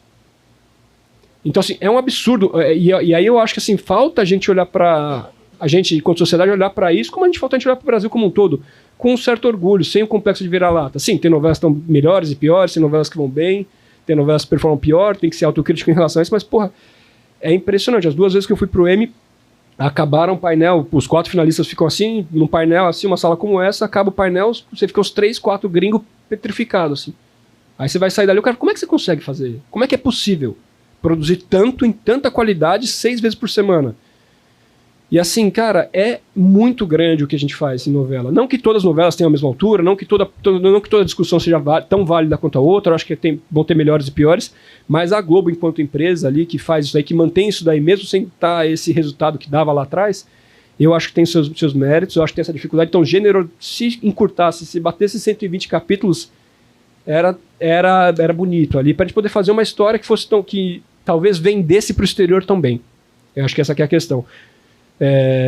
Aí tinha a parte socioambiental, e eu acho que isso daí segue o tempo, né? Eu acho que, por exemplo, meu avô foi letrado nisso, ele, de alguma maneira ele anteviu a Rio 92, né? Então, assim, ele falou sobre uma coisa que estava no espírito do tempo dele, ele falou antes. Se deixassem ter feito 9 anos atrás, em 13 anos ainda, ele cantaria a bola. Então eu acho que essa novela tem que estar muito de acordo com o tempo, assim. É a minha natureza, eu acho que eu sou esse cara dessa geração, assim. Pegando a novela do meu avô, uma coisa legal também, que era impressionante, assim, todas as novelas dele, ele fala muito bem até o protagonista. Do protagonista para baixo, todo mundo é um vagabundo. Então ele falava muito bem disso daí, o filho é um vagabundo, o filho é tudo um pouco menos heróico da linha do protagonista para baixo. Assim, dali para cima é épico, daqui para baixo é. Então parece que, assim, olhando para eu peguei as novelas dele mais de fim, né? Então ele foi envelhecendo, essa linha não foi acompanhando. Então ele vai ficando... No começo da carreira a gente falava um pouco mais. Eu acho que nas novelas dele, nos 2 remakes que eu pude fazer, eu tentei descer um pouco mais e criar os arcos embaixo do protagonista também, dos filhos, dos outros personagens também. Gente, tem algumas pessoas que querem fazer perguntas, o que eu vou sugerir, só porque o nosso tempo está indo, e a gente tem várias perguntas aqui do YouTube também. Então eu vou sugerir a gente fazer uma rodada né, de perguntas do público, e aí o Bruno responde, eu faço as da internet, o Bruno responde e a gente encerra. Pode ser? Então tem aqui, a Patrícia tem uma pergunta, a Giza também, você também, né? Então você já está com o microfone aí na sua mão, aí você faz, aí você passa, não sei se tem mais alguém que quer se inscrever, mais um ali atrás, mais um ali, já tem 5 perguntas. Então vamos lá, pode. Boa tarde, a minha era rapidinha, era só até fazendo uma conexão com essa pergunta anterior sobre ecologia, eu queria muito saber como é que foi para você a mudança já em Renascer, quando eles mudaram toda a abertura, quando fizeram aquela, acho que foi do Boticário. Sim. Como é que foi para você tudo aquilo? Porque justamente foi o que 2 anos depois, e você falou que meio que nessa novela anterior você não conseguia, você tinha um pouco desse receio de pegar nesse tipo de tema e essas mudanças, e aí já no seu trabalho seguinte ter essa entrada, como é que foi um pouquinho desse processo? Bruno, não responde, não, desculpe, só vamos fazer a rodada, aí você responde no final, pode ser? Boa tarde. Por causa do tempo, assim a gente economiza. Boa tarde. Eu queria ouvir um pouquinho, Bruno, sobre uma escolha que você fez no remake de Renascer, sobre o primeiro encontro ali do Zé com a Maria Santa, quando ele vai na casa dela a primeira vez, que tem uma cena que é muito polêmica na primeira versão, né? Pelo menos a leitura que a gente faz hoje dessa cena é uma cena bem complexa de ver. É ruim até de assistir. Eu passei ela num congresso 2 anos atrás e todo mundo estava tipo, isso aconteceu? Essa cena existe? Né? Então eu queria que você falasse um pouquinho da escolha que você fez de tempo, de como esse encontro deles é muito mais cozinhado em banho-maria do que foi na primeira versão, da agência que a Maria Santa passa a ter. Ouvi um pouquinho disso. Paty agora? Patrícia?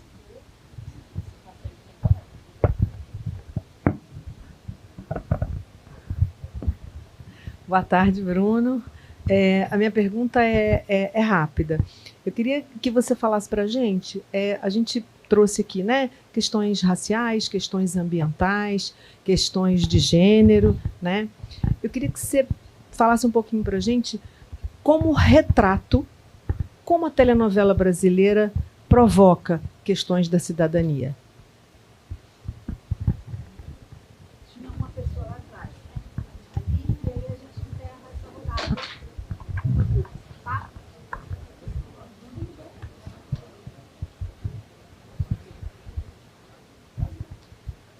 Oi, boa tarde. Eu queria fazer uma pergunta em relação à direção de arte, que você falou que trabalhou como diretor de arte.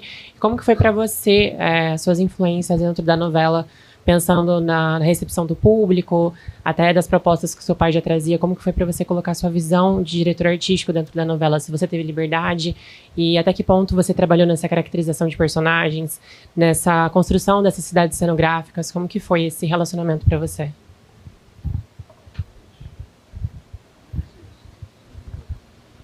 Oi, boa tarde.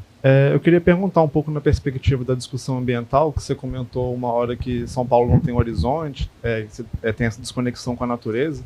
Eu acho que a novela, mais do que conscientizar, ela propõe muito esse vínculo do homem com a natureza como uma coisa só. E tem cenas que são deslumbrantes, né, muito bonitas, então eu queria que você comentasse um pouco dessa visão poética com relação à natureza. E também tem um episódio que foi um dos mais repercutidos, que ele usa imagens reais das queimadas no Pantanal. Eu queria que você comentasse um pouco dessa visão poética da natureza, mas também dos bastidores desse uso dessas imagens.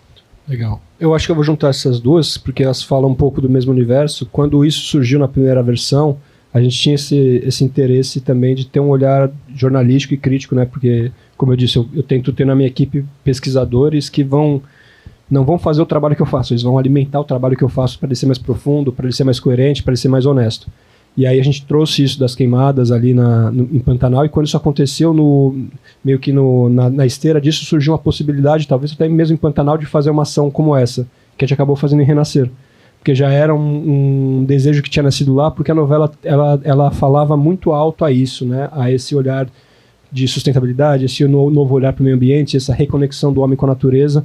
Então acabou sendo uma oportunidade ali do mercado, de uma empresa que tinha isso como valor, que também quis se associar à mensagem, E aí eu acho que essas novelas elas foram... É legal porque da época do meu avô pra cá, até Velho Chico também vem nessa estrada, ela pisa muito num terreno que nenhuma outra novela talvez tenha pisado assim, né? Nessa visão ambiental, nessa visão socioambiental, nessa nova leitura da relação do homem com a natureza. Então são 3 novelas que eu acho que elas são muito interessantes nisso, porque elas vêm até ajudando a dar vocabulário para isso para o Brasil, né? Falando em novos tipos de manejo, novos tipos de cultura, relação da natureza, do homem com o meio ambiente. Então acho que as marcas que veem isso, e aí eu acho que é sempre o merchandising do bem, né? A ação comercial para mim é muito delicada, como eu falei, eu vim da propaganda, então ela para mim, eu saí da propaganda porque eu tive umas epifanias que eu estava dedicando a minha vida para interrupção do conteúdo que alguém queria fazer, né? Eu falei, poxa, cara, o cara quer ver o jogo e eu sou o cara que estou fazendo a campanha que atrapalha o jogo, que a marca que está sujando a camisa, tudo mais. Aí eu, entrando com novela, eu entendo de uma outra maneira já, e eu acho que eu tenho até entendido melhor esse jogo, né? É esse dinheiro também que rentabiliza, é esse dinheiro que é revertido ali numa produção um pouco melhor, que ajuda a emissora. Então, assim, eu acho que tem uma troca melhor. Acho que no começo me doeu mais, eu fui aprendendo a fazer, mas eu sou muito crítico. As ações de comercial na minha novela, eu faço todas, eu fiz todas até o finalzinho de Renascer, onde, quando meu assistente acabou se afastando da novela, uma pessoa veio se dedicar a isso, ajudar, mas eu fazia junto, trocava ideia, isso daqui pode, isso daqui não pode, porque na minha cabeça, da vinheta para dentro, é tudo novela e tudo vai ficar para sempre. Então, assim, independente do que for, eu assinei aquilo ali, é minha responsabilidade, eu tenho endosso, por mais que seja uma ação comercial ou não. Acho que fiz a vida do pessoal do comercial muito mais difícil, mas, de qualquer maneira, deixou um legado ali de uma marca, até de algo que eu acho que é mais forte para as empresas que anunciam, que é você ter realmente endosso, né? Tinham ações que eu acabei tendo a possibilidade de negar lá dentro da emissora, que eu acho que faria mal para a gente e para o cliente. Porque não tem um fit, não tinha uma relação, não tinha uma sinergia entre a premissa de um e de outro. E eu acho que ele ia botar um dinheiro, ia sair insatisfeito e eu ia sair arrasado. Então, assim, eu acho que essa delicadeza que eu consegui fazer, e isso daí acontece nessa esteira. Aí o trabalho de direção de arte que eu fazia era mais voltado para propaganda mesmo, então não era tão ligado ao diretor de arte convencional do audiovisual, né? Então, ele me ajuda muito mais com o olhar, né? Com o olhar a agência de propaganda, eu trabalhei na DM9 na África, que são 2 agências muito boas ali de São Paulo, em um momento muito bom, muito auspicioso da propaganda. Então, para mim, foi uma grande escola formadora, porque a propaganda você tem que falar com um público específico, num espaço limitado, num tempo limitado, para vender um produto, o cliente tem que aprovar. Então, isso daí te dá alguns olhares assim que são muito bons. Mas quando eu comecei a trabalhar com televisão mesmo, quando eu comecei a trabalhar na Globo, eu tive a sorte de ter diretores ali e equipes muito boas, mas até os diretores que leem o meu texto falam que meu texto ele vem muito dirigido ali, não no sentido de onde bota a câmera, mas alimentando a visão, né? Então já acaba tendo um outro cheiro, porque eu já tenho esse background de direção de arte, mas eu gosto muito de trabalhar colaborando, assim, junto, não mexendo. Acho que o diretor escolhe a câmera, o diretor escolhe onde bota, a luz, mas eu também tenho que estar com aquilo, confiante de que aquilo vai dar certo. Tiveram conceitos que a gente fez junto que deram super certo, e tiveram conceitos que a gente fez junto que deram errado, e é assim que vai ser, né? São perdas e ganhos. Aí a gente tinha a do Zé Inocêncio, do Renascer. Eu acho que é todo esse cuidado que eu falei das 2 novelas, né? Passaram 30 anos e a sociedade mudou muito. Então, a gente, Renascer, por exemplo, eu assisti na sala, quando a gente estava no apartamento, Pantanal estava numa casa. Então, Pantanal eu assisti mais num cantinho, eu tinha meu escritório ainda na época, assisti num cantinho, eu fiquei separado, mas Renascer eu assisti na sala de casa. E eu não conseguia assistir tudo de Renascer com meus filhos em casa. E a minha esposa passava, ouvia uns negócios, parava, caramba, como isso? Então a gente vê como esse homem do horário nobre da novela das 9, o herói, mudou de 30 anos para cá. Mas eu acho que é como ver um filme em preto e branco, né? Eu sou muito voltado a isso. É injusto a gente olhar para o passado com a lente de hoje, né? Aquilo é como ver como um filme em preto e branco. É uma época, um retrato de um tempo, nem tudo é certo. Mas ali o que estava certo, o que para mim saltava os olhos é o amor. É um amor maluco de um cara apaixonado. Aí o abuso, ali talvez a malícia de pegar uma mulher inocente, desvirginar uma mulher inocente, perca essa força que tinha na primeira versão, mas a paixão dele cresce. Eu achei que isso daí pegou super bem ali. Eu acho que a sensação que eu tenho é que o público hoje, que afastou um pouco de novela, ele perdeu um pouco a temperatura de aceitar que ele vai ficar puto. A novela você tem que ficar bravo uns 150 capítulos para gostar dos 10 primeiros, dos 10 últimos, ficar bravo com o cara 150 capítulos, assim. Então, pro autor, você tem que saber ser xingado. É para você ficar bravo, mas não bravo daquilo que meu avô falou também, que eu acho. As pessoas têm que torcer. Então, eu pego uma coisa que eu considero um erro meu. Erro não, né? Mas dessas apostas que eu fiz que deram errado, que eu achei que o Trindade na primeira versão podia sair como ele saiu no remake, podia sair como ele saiu na primeira versão do Pantanal. Foi uma coisa meio circunstancial do Almir, lá na época da novela, e eu trouxe aquilo pra cá. E aí o público ficou puto, porque eu já tava gostando muito dele, ele com a Irma e tudo mais, e eu acho que na hora eu não percebi que eu não dei um propósito muito grande pra essa saída dele. Ele só saiu, e tá tudo bem, ele só saiu. Aí eu aprendi uma liçãozinha dura ali, fui xingado um pouquinho, mas é bom. Vocês estão me xingando porque gostam do personagem, de alguma maneira estão falando bem de mim. Aí tem essa questão da cidadania. Eu acho que a novela tem uma função social muito grande no Brasil, né? Um país das nossas dimensões, um país que tem desigualdade, a desigualdade que tem, que investe na desigualdade que tem, que parece que patrocina a miséria como patrocina.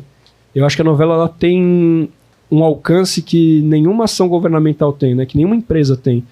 E aí quando eu estava fazendo a pesquisa para Velho Chico, que é com a minha mãe, a gente estava rodando todo o sertão, aí fomos numa comunidade no Rio das Rãs, e a gente rodou coisa de 4 horas de carro, chão de terra, para chegar lá. Quando a gente bateu na porteira, tava um cara que conhecia a comunidade, aí falou, pô, vim trazer o pessoal aqui para ver, o pessoal da Globo. Falou, não recebo ninguém da Globo aqui, eu não admito ninguém da Globo, não gosto de ninguém, pode virar as costas e ir embora. Poxa, a gente veio de longe, a gente queria falar com você, tinha uma tradição que eles faziam lá, que só eles faziam. Eu falei, pode virar. Aqui da Globo eu só respeito o Rei do Gado, sim, a moça. Eu falei, puta, graças a Deus. Pelo amor de Deus. Que não seja outra, essas duas eu posso entrar. Aí mudou, ele falou, não, aí falei, meu avô, minha mãe tava comigo, eu falei, meu avô, o que fez, tal, minha mãe fez o remake, disse sim, a moça, aí abriu a porta da casa dele, trouxe cerveja, sentamos, como eles fizeram a tradição ali, a gente trouxe pra novela. Então eu acho que isso é a novela, sabe? Isso a novela, ela cria uma ponte. Aí quando ela é sincera, ela cria essa ponte. Aí o cara me xingar porque... beleza, é justo, porque eu realmente acredito que a novela acontece na hora que ela vai pro ar, né? A gente pensa, escreve, tem 1000 coisas, a Globo tem 1000 interesses, eu tenho 1000 ideias, a direção vem, escalação, aí de repente o ator passa mal, o outro pega um projeto, esse daqui vai, esse daqui entra, não sei o quê, a locação cai, vai pra lá. E a novela acontece mesmo quando ela vai pro ar. Eu acho que o público faz parte fundamental do processo. Eu fui aprendendo um pouco isso. Acho que no Velho Chico eu tinha uma ideia muito inocente. Eu achava tão bonita a história que a minha mãe estava trazendo ali, os personagens. Aí eu trazia alguns também que ela gostava e eu ficava muito encantado com eles. Aí eu falava, putz, todos são protagonistas. E eu me ferrei. Porque, puta que pariu, como faz falta um protagonista pra você seguir? O norte é esse, você vai pra cá, ele te ajuda. Tudo é bonito. A minha questão, assim, eu apaixonado por todos, mas essa é a história. Quando acabou o Velho Chico, eu entendi que o Velho Chico, ele é o Afrânio é um anti-herói. Falei, puta, se eu tivesse visto isso lá atrás, quanta cagada que eu não tinha deixado de fazer. Porque é isso, você tá lá no final, você viu, você entendeu, você entende essa função um pouco mais. Eu quis inventar muito, aí eu fazendo uma pesquisa pra uma outra novela, eu vi um chefe de cozinha cara que veio, foi difusor da gastronomia francesa nos Estados Unidos, ele falou, dá um conselho para quem está começando. Ele falou, não tente inovar no primeiro prato. Faz o feijão com arroz, vai, e as coisas vão acontecendo naturalmente. Então eu acho que assim, aí eu fui começando a entender um pouco mais dessa novela. As novelas do meu avô, trabalhar com as duas foram muito boas por causa disso também. Elas têm essa carpintaria toda muito bem feita, que é isso, por mais que quando eu falo da Diana, da experiência que ela tinha lendo a novela ali e falando, poxa, por mais que saber que tinha coisa que, puta, revirava as tripas dela ali, no final ela fala, puta, ele não era não vamos passar pano, vamos reconstruir. Mas, cara, no fim tinha amor, no fim tinha respeito, no fim tinha um sentimento nobre, estava no lugar certo. Então, quando você entende isso, as coisas funcionam super bem. E aí eu acho que a novela, quando você faz isso daí, acaba pegando todo mundo, né? Vira uma novela, vira de todo mundo. Acho que então ela é meio que traço de formação do brasileiro. A novela é fundamental, então tem toda a responsabilidade. Pode ser feita com responsabilidade, com seriedade, ou pode ser feita de qualquer jeito. Eu tô tentando fazer, mas meu avô, pelo visto, fazia mais fácil que eu. Ele fazia sem pensar, só escrever, eu sofro. Bruno, a gente tem 4 questões aqui da internet, eu vou passar aqui. Uma curiosidade, a Arielle pergunta qual é a sua novela preferida e por quê. A Tássia gostaria de saber como é que você vê as questões sobre inteligência artificial e os impactos que ele pode trazer para a escrita da teledramaturgia? A Bianca, da UFPE, te dá os parabéns aí pelo seu trabalho delicado e sensível, e pergunta um pouco sobre Renascer, que é o tema de estudo dela, e gostaria de perguntar sobre a novela, que é um objeto de estudo dela. E a pergunta é a seguinte: ao introduzir o arco da Zinha, qual foi o principal risco criativo percebido ao adicionar essa nova narrativa, considerando a sua importância diante do discurso sobre personagens LGBTQIAPN+, nas telenovelas, principalmente em remakes renomados como Renascer? E, por fim, a Giovana, que é da UFPR, fala sobre esse Brasil profundo, né, que é explorado em Pantanal. Ela pergunta se você teve alguma dificuldade no roteiro e na pesquisa para retratar essa profundidade, e te parabeniza aí pelo lindo trabalho. Obrigado pelos parabéns. Vamos lá. A primeira sobre a novela preferida. Particularmente, é meio injusto, porque eu só assisti as novelas do meu avô. Então, e elas não só... Porque enquanto eu não estava assistindo a novela, quando ela não estava no ar, ele estava preparando a próxima, então a gente estava saindo, e os domingos intermináveis que a gente ficava numa cantina, no Bexiga ali, ele contando história, ficava do meio-dia às 6 da tarde, tendo que ver ele contar a história da novela. Então, assim, quando eu não estava vendo a novela, estava vendo ela acontecer, começando a acontecer na cabeça dele. Então, assim, a obra dele, eu sou fascinado. Eu digo que eu acho que... Estava tentando falar com meu filho esses dias e perguntando se eu queria ser jogador de futebol, se eu seria jogador de futebol. Eu falei que eu gostaria de ser, mas eu acho que eu seria o que eu sou hoje. De qualquer maneira, eu teria tentado mais, teria me frustrado um pouco mais. Eu descobri cedo que eu não sou bom o suficiente. E aí eu queria fazer exatamente isso, porque ele tem um jeito de fazer a novela, de se envolver com aquilo e de tirar de dentro dele algo tão profundo que em várias pessoas de uma maneira mais profunda ainda, que eu acho que é uma coisa que talvez não que vai fazer ele ser eterno, mas faz ele ser grande, ele ser maior do que ele foi. A vida dele aqui ser maior do que a dele, porque eu vi o sacrifício, eu vi o quanto aquilo custou, e se ele fosse um burocrata ali, um contador, ele teria gastado talvez o mesmo tempo, porque de vida, mas talvez teria impactado menos as pessoas. Então eu acho que tem essa coisa um pouco do cozinheiro também, de você se dedicar para o outro, de você se sacrificar para você fazer um trabalho bonito que vai tocar a vida das outras pessoas, que elas vão acompanhar. Então, enfim, eu acho que para mim teria sido isso. Então eu vou pegar a novela das novelas dele. Renascer é a que eu acho mais fantástica, por isso que eu acabei fazendo, porque quando acabou o Pantanal teve todo o lado bom, o lado ruim, mas enfim, cobrança de todos os lados, família, empresa, expectativa do público, minhas. E aí eu falei pra minha esposa, nunca mais faço obra dele. Já fiz, tá paga a minha conta, já homenageei, já me senti feliz, já tá tudo bem, não meto mais a mão em nada. Aí me convidaram a fazer o Renascer. E aí eu falo brincando que destamparam a garrafinha do Cramulhão, porque eu sou apaixonado pelo Renascer. É a novela que eu tenho memória, eu tinha 5 anos na época, via ele escrevendo, via a novela no ar, via os atores de vez em quando frequentando a casa dele, juntos. Então via aquele frenesi todo e acompanhava. Então fiquei bravíssimo com ele durante muito tempo por causa da morte do Venâncio, não perdoava ele. E eu lembro disso desde muito cedo. O Marquinho Palmeira na casa dele, eu falava, o João Peido tá aí na sala. E ficava subindo, ficava lá em cima observando eles lá de baixo conversando, tinha um mezanino. Então eu acho assim a novela mágica por conta de tudo, né? A Terra Nostra e a Rei do Gado também são especiais, e Pantanal, eu acho que essas 4 elas são novelas que eu diria que ele tá na ponta dos cascos. É a novela onde ele tem a carpintaria, onde ele teve o investimento, onde ele teve tudo, aí tudo floresceu muito à altura do talento dele, né? Outras novelas são muito bonitas, ele tem uma novela chamada Pé de Vento, que é uma novela muito bonita, que conta a história de um maratonista. Tudo que ele faz, ele tem uma peça de teatro, a primeira peça que ele escreveu chama Fogo Frio, que é brilhante, assim, ele começou a escrever porque ele trabalhava com café, ele foi para Marialva, que ele trabalhava para uma beneficiadora de café, e teve uma geada que acabou com os cafezais da região, que é o Fogo Frio, e ele tinha as promissórias desses fazendeiros todos, que todo mundo ia perder a fazenda, ele foi embora, jogou tudo fora, foi embora, pediu as contas, e escreveu essa novela, que foi a primeira novela dele. Então, assim, eu gosto muito disso. Então, eu não sei, não tenho uma preferida, eu gosto de alguma coisa que... Eu assisto uma obra que tenha isso. Eu vejo muita coisa sendo produzida que não te diz nada. Não tem nenhuma substância de alma, não tem nenhuma verdade. Você vê, você gastou um tempo. Eu acho que novela é uma sacanagem, que o público é quem paga mais caro, né? Vocês ficam 6 meses assistindo um negócio Então tem todo o direito de reclamar e de xingar o autor e quem quer que seja. Mas eu levo isso muito a sério, assim. Então acho que tem que ter uma coisa muito profunda. Então se você não mexeu comigo, você só perdeu meu tempo. E eu fico bravo com isso. Então eu não gosto, eu sou meio chato. Então eu gosto das novelas dele, que ele mexe comigo, fala bem, fala a minha língua. Aí tem a do...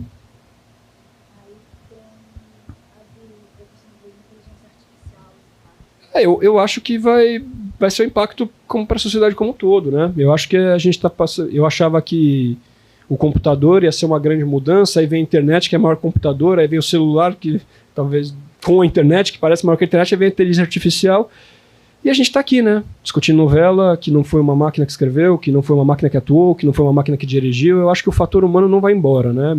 Eu vi o meu avô sair da máquina de escrever para o computador e mandar o capítulo dele para internet. Primeiro, eu estava comentando ali embaixo, o pessoal fazia mimeógrafo, passava, não sei, não era nem fax, sei lá como é que transmitia o capítulo de um lugar para o outro. Rei do Gado, acho que foi a primeira novela que ele mandou por internet. O pessoal da Globo foi botar em internet a satélite no sítio dele e mandava, não sei o quê, e hoje está no Zap, né? Hoje o diretor filmando, manda um negócio, o que você acha daqui? Que mudou, vai mudar. Mas o diretor tá ali, eu tô aqui, o ator tá ali, o público tá aqui vendo. Você vai ver no celular, você vai ver no Globoplay, a gente não sabe. Eu, por exemplo, Velho Chico eu acompanhava na hora. Aí no Globoplay agora, com 3 filhos e 2 filhos, na época eu tava com 2 filhos, não renasceram ainda, minha filha mais nova não tinha nascido ainda. Mas não tem, né, como conciliar todas as agendas. Aí eu assistia, esperava Renascer acabar, assistia no Globoplay e ia pulando a propaganda. Aí também não posso reclamar que os caras querem entrar no merchandising, né?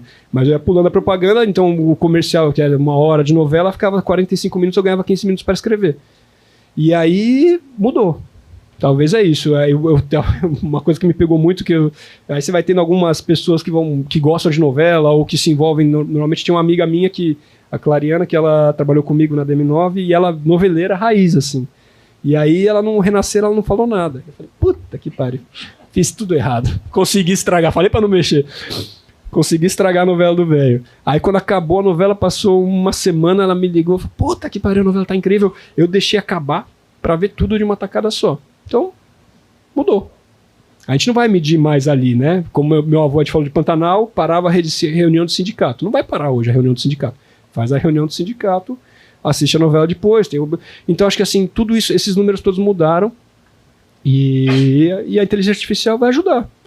Vai ajudar quem quer fazer, eu acho que vai dinamizar o processo. O WhatsApp ajudou, a internet ajudou, o computador ajudou, a máquina de escrever ajudou, a imprensa do Gutenberg ajudou, vai revolucionar. Não vai ser igual. Mas é isso. Eu já dei um burnout na inteligência artificial que eu tentei uma vez ajudar. Falei, poxa, consegui, sou chato mesmo. Mas assim, eu acho que vai ajudar. É uma ferramenta de pesquisa boa, eu acho que ela tem a capacidade. É um jeito novo de fazer. E a gente precisa aprender a mexer, não tem escolha. Se eu não mexer, vai mexer outro. Então, o que vai vir vai fazer o trabalho mais fácil, eu tenho que mexer também. Senão vai engolir isso daí, mas não vai acabar, porque no fim das contas a gente quer experiência humana, a gente é errado, né? Eu até perguntei, fiquei meio bravo, que eu mandei uma coisa, aí mandei uma outra coisa, ele criou uma história no meio, eu falei, peraí, com coisa que tava no meio, eu falei, nem mandei isso daí. Ele falou, não, aí eu comecei a perguntar, por que você? Ele falou, não, vocês não vão ter... A gente não tem o erro, né? É meio que uma computação de dados, assim, então essa coisa da natureza humana falha, por isso que eu acho que a gente vai querer ver cada vez mais novelas humanas, por isso tem que investir mais nisso, em novelas que são sinceras, são honestas, então você vai falar, não ser panfletário, não é a família assim, não é a família assado, não é você atender todas as agendas que estão abertas na mesa, é escolher a agenda que você vai fazer. Eu lembro que Pantanal falaram que tinha pouca coisa de gênero. Eu falei, caramba, eu acho o Zaqueu um objeto muito forte. Eu acho o Zaqueu um objeto fudido de gênero, porque a gente está falando de um homossexual que na primeira versão era o alívio cômico da trama e vira um peão. E ele é coroado pelo rei dos peões do Pantanal. E um homem homossexual que chega no espaço hétero, mais macho de todos. E o cara que é o Fozô, que estava tudo costurado, que eu falei que não podia tirar o Fozô no começo, é o cara que endossa ele, que ficou amigo dele, que quando ele sofre a violência dele, é o Zaqueu que ajuda ele a entender que tudo bem, que essa construção é uma construção social. E tá tudo ali. Então, assim, tem gente, mas assim, respeitando aquele mundo, aquele universo. Não cabia uma outra questão. Em contrapartida, Renascer tinha essa possibilidade da Buba. Se eu era uma mulher intersexo, eu podia virar uma mulher trans, porque eu acho que também amplificaria mais, com o Cacau sendo uma criança intersexo, amplificaria mais o discurso de gênero. Então, acho que toda obra te dá uma certa margem que te permite discutir. Você não pode nem... então... o Arco da Zinha eu acho que vai um pouco de encontro também que a gente falava daquele homem da versão original. conhecendo a obra do meu avô e a visão daquele tempo, da mulher tá sempre na cozinha. E a Zinha parecia uma personagem muito, muito rica para ser uma mulher ali, porque ela saía sem mexer na estrutura da novela, no cerne de nenhum personagem, só transformar ela numa mulher, colocaria ela num outro espaço quântico ali, de uma outra relação. E eu achei que foi muito bonito, assim, a gente tinha um medo, principalmente quem tem os pareceristas da Globo, eles liam, tinham alguns receios no papel, falavam, puta, cuidado que o público vai chipar a Zinha e o João Pedro. Aí quando eu já tinha visto a Samantha e o meu Deus, o Juan juntos, eu falei, não vai chipar porque eles vão conseguir. Até escrevi uma cena deles que eles se beijam, eu escrevo na rubrica, é o beijo com menos química da história da dramaturgia, que eles tentam se beijar, então, porque é isso, tem a descoberta dela, mas essa é entendendo aquela realidade ali toda. Eu acho que foi bem, mas é porque cabia na história, assim, não é para atender um negócio que a gente falou, tem pouco, tem muito, põe isso, põe aquilo. É olhar para a história e tentar trazer o que pode agregar. Acho que é isso. Alguma questão a mais? Você gostaria de comentar alguma coisa que a gente não tenha abordado, Bruno? Nossa, senão vai virar palestra. Pra gente fechar? Não, acho que tá bem. Acho que a gente falou de tudo ali. E, poxa, agradecer demais todos vocês que se dedicaram a isso, o convite, mais uma vez. Transmito também em nome do meu avô, agradeço, porque com certeza, quando o trabalho chega nessa esfera, ajuda a gente a entender que o sacrifício que a gente faz do lado de lá vale a pena, assim, que tem gente vendo, porque acho que o que se recebe, o que se vê, principalmente quando se fala de audiência, né, o número é muito superficial, né? Mas do que a gente trouxe aqui, do que vocês estão mostrando um pouquinho ali, do que vocês estudaram também, é isso, toda a sementinha de toda a discussão que vai, toda hora que a gente pede, de temas que talvez podem parecer besta, podem parecer pequenos ali, que pega para cada um de vocês e vira viés de pesquisa, de trabalho para multiplicar aqui, poxa, é sensacional, assim, para mim eu estou muito satisfeito, queria agradecer do coração a todo mundo. A gente que agradece.